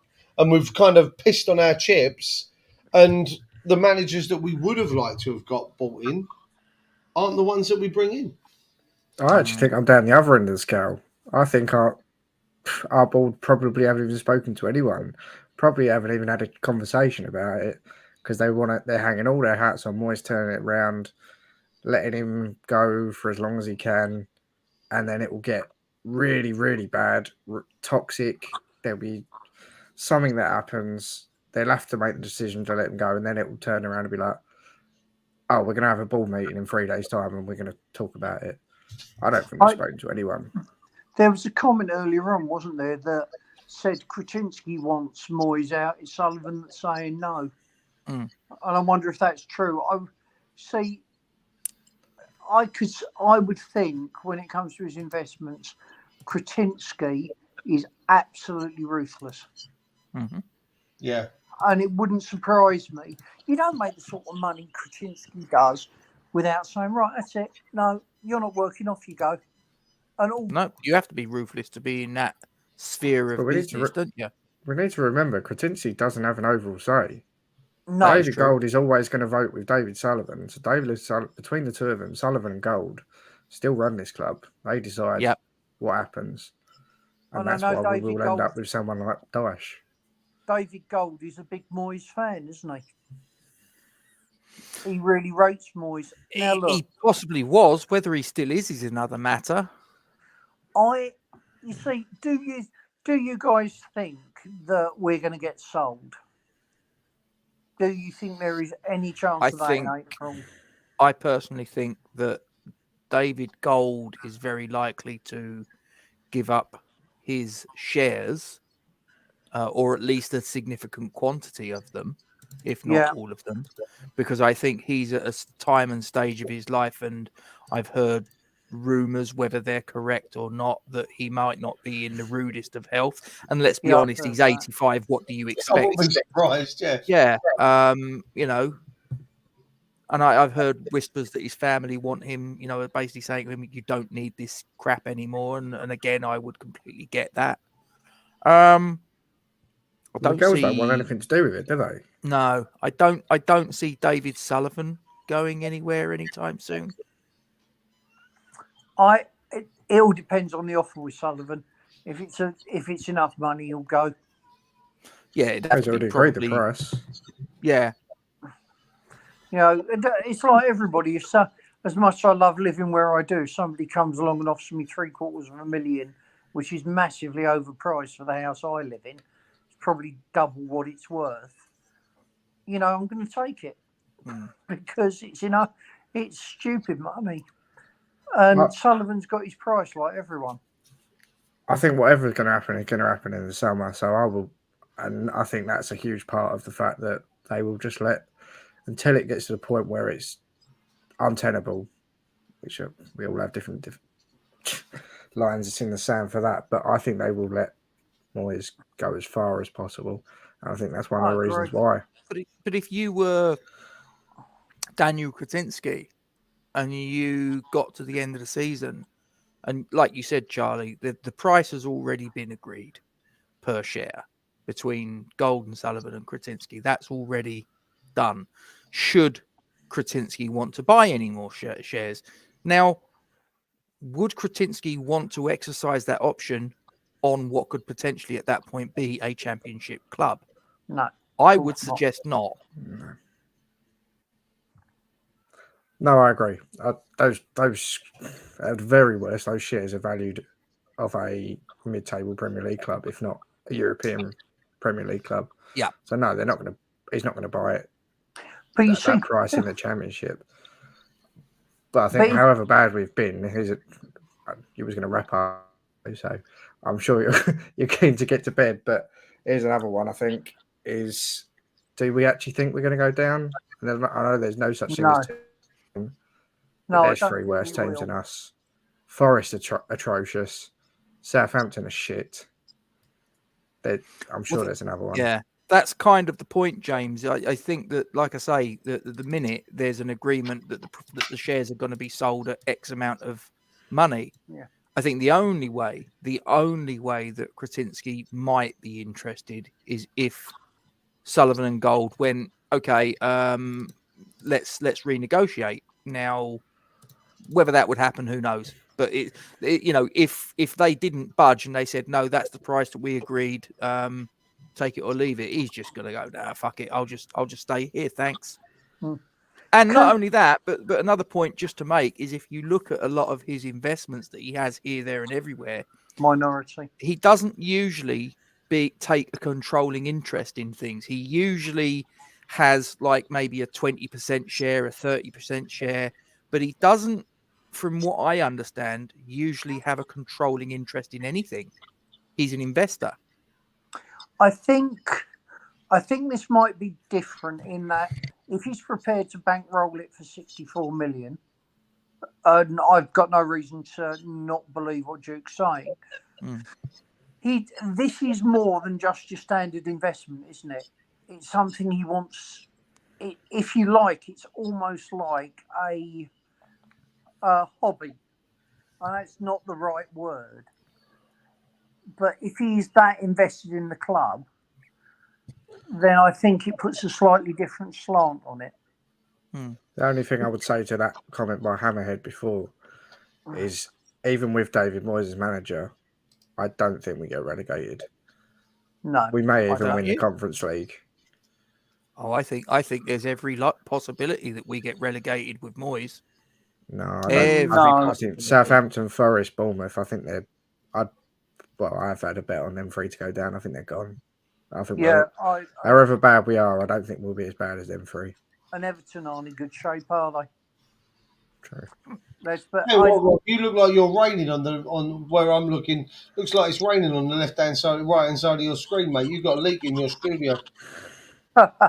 Sounds about right. But do I think we'll go down? No.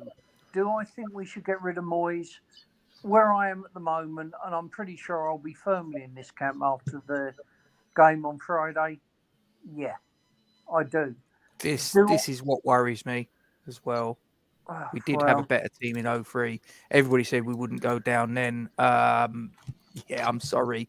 I think if we have a manager that is, and I'm not saying he is, I'm not saying he isn't, but if you have a manager that is incapable of galvanizing the players and getting them to operate at a level that they need to, and there are players that he's lost, and that is my concern, that he has lost. He has already, in my opinion, lost the confidence and the trust of certain members of the dressing room.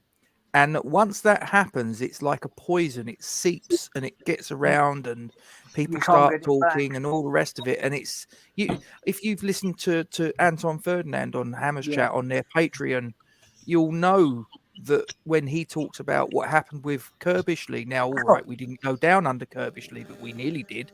And he talks about the fact that he wasn't viewed by the players as someone that was particularly competent in terms of his management skills, rightly or wrongly. And unfortunately, once that happens, the writing's on the wall, guys. Yeah. The only reason Sullivan isn't axing him is the money. It has nothing to do with competence or anything else.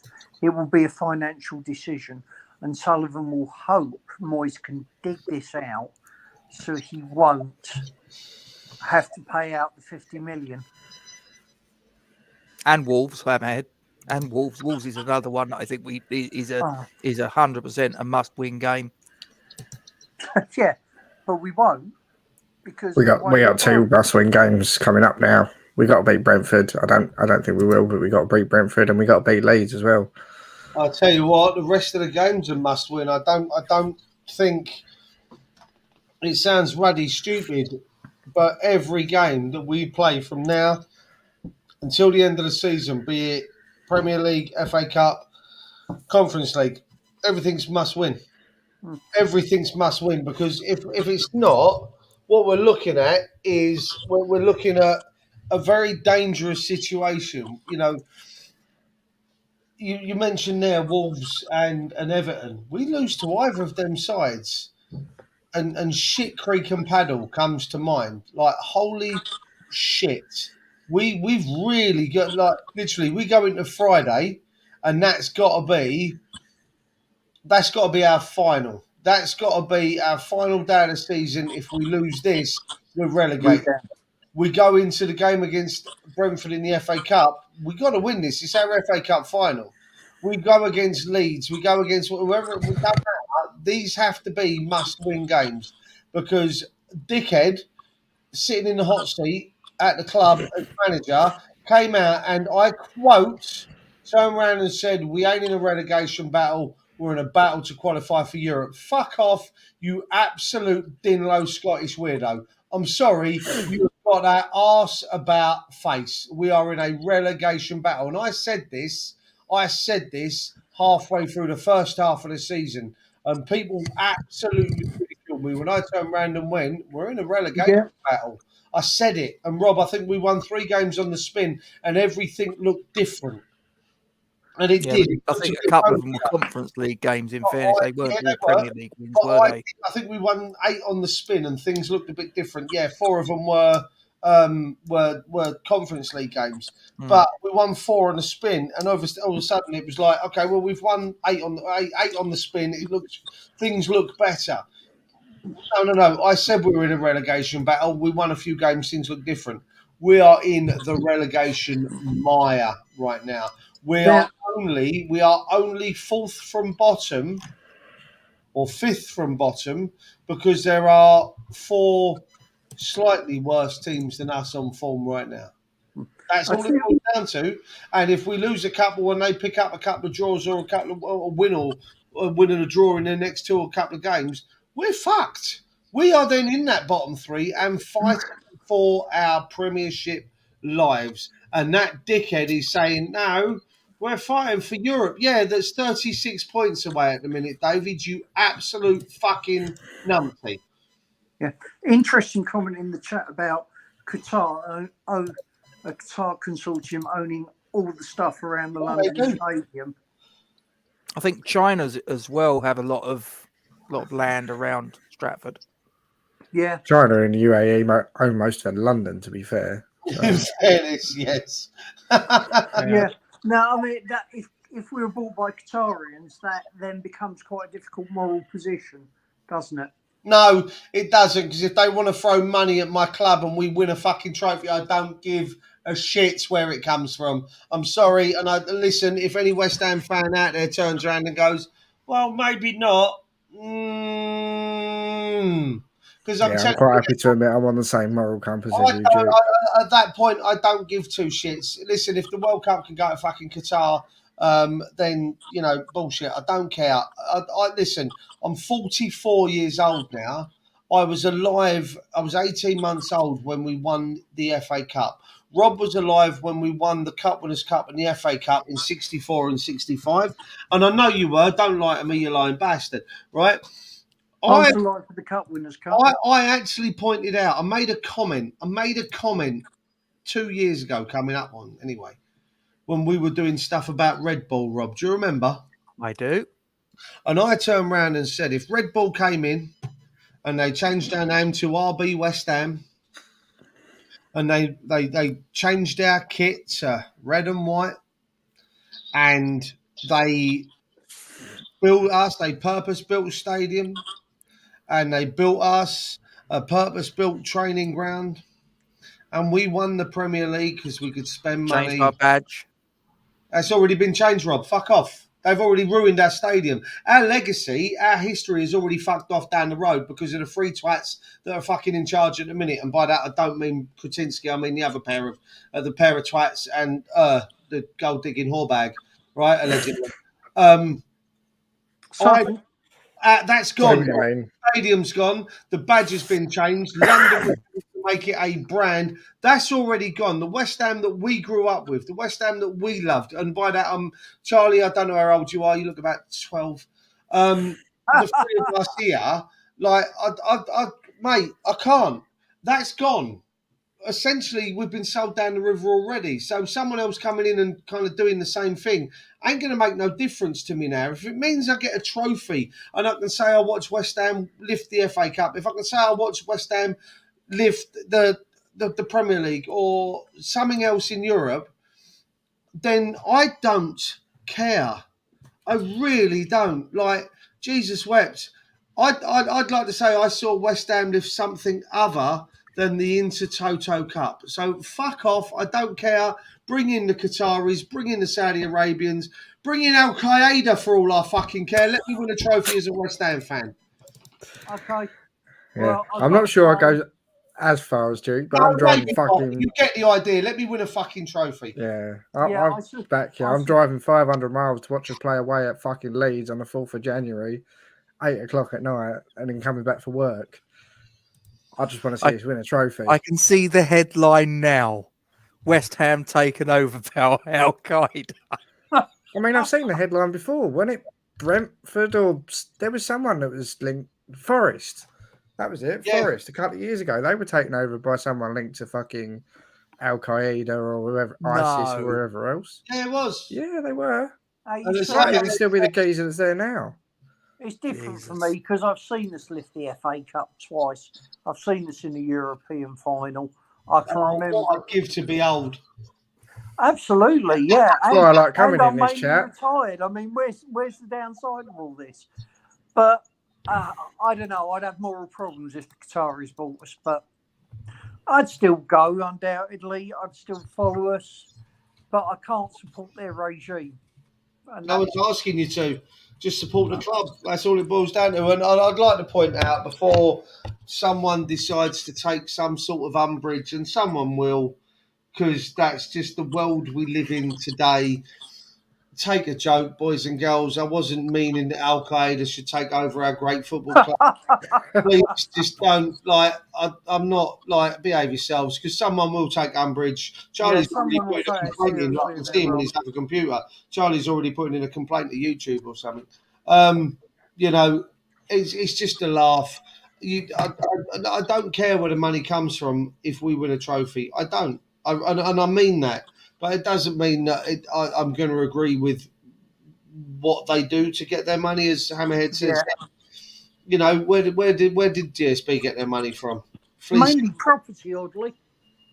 You know, after they got out of that rather salacious industry, mainly property.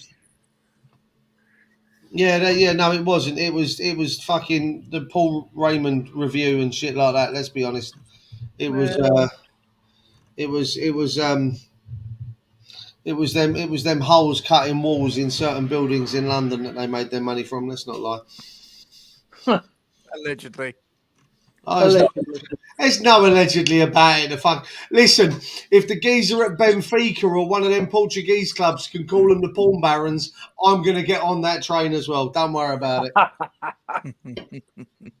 If it's all right for an owner of a football club, it's all right for me. Should we wrap it up there, chaps? 2 hours, 10 minutes, yeah, lads.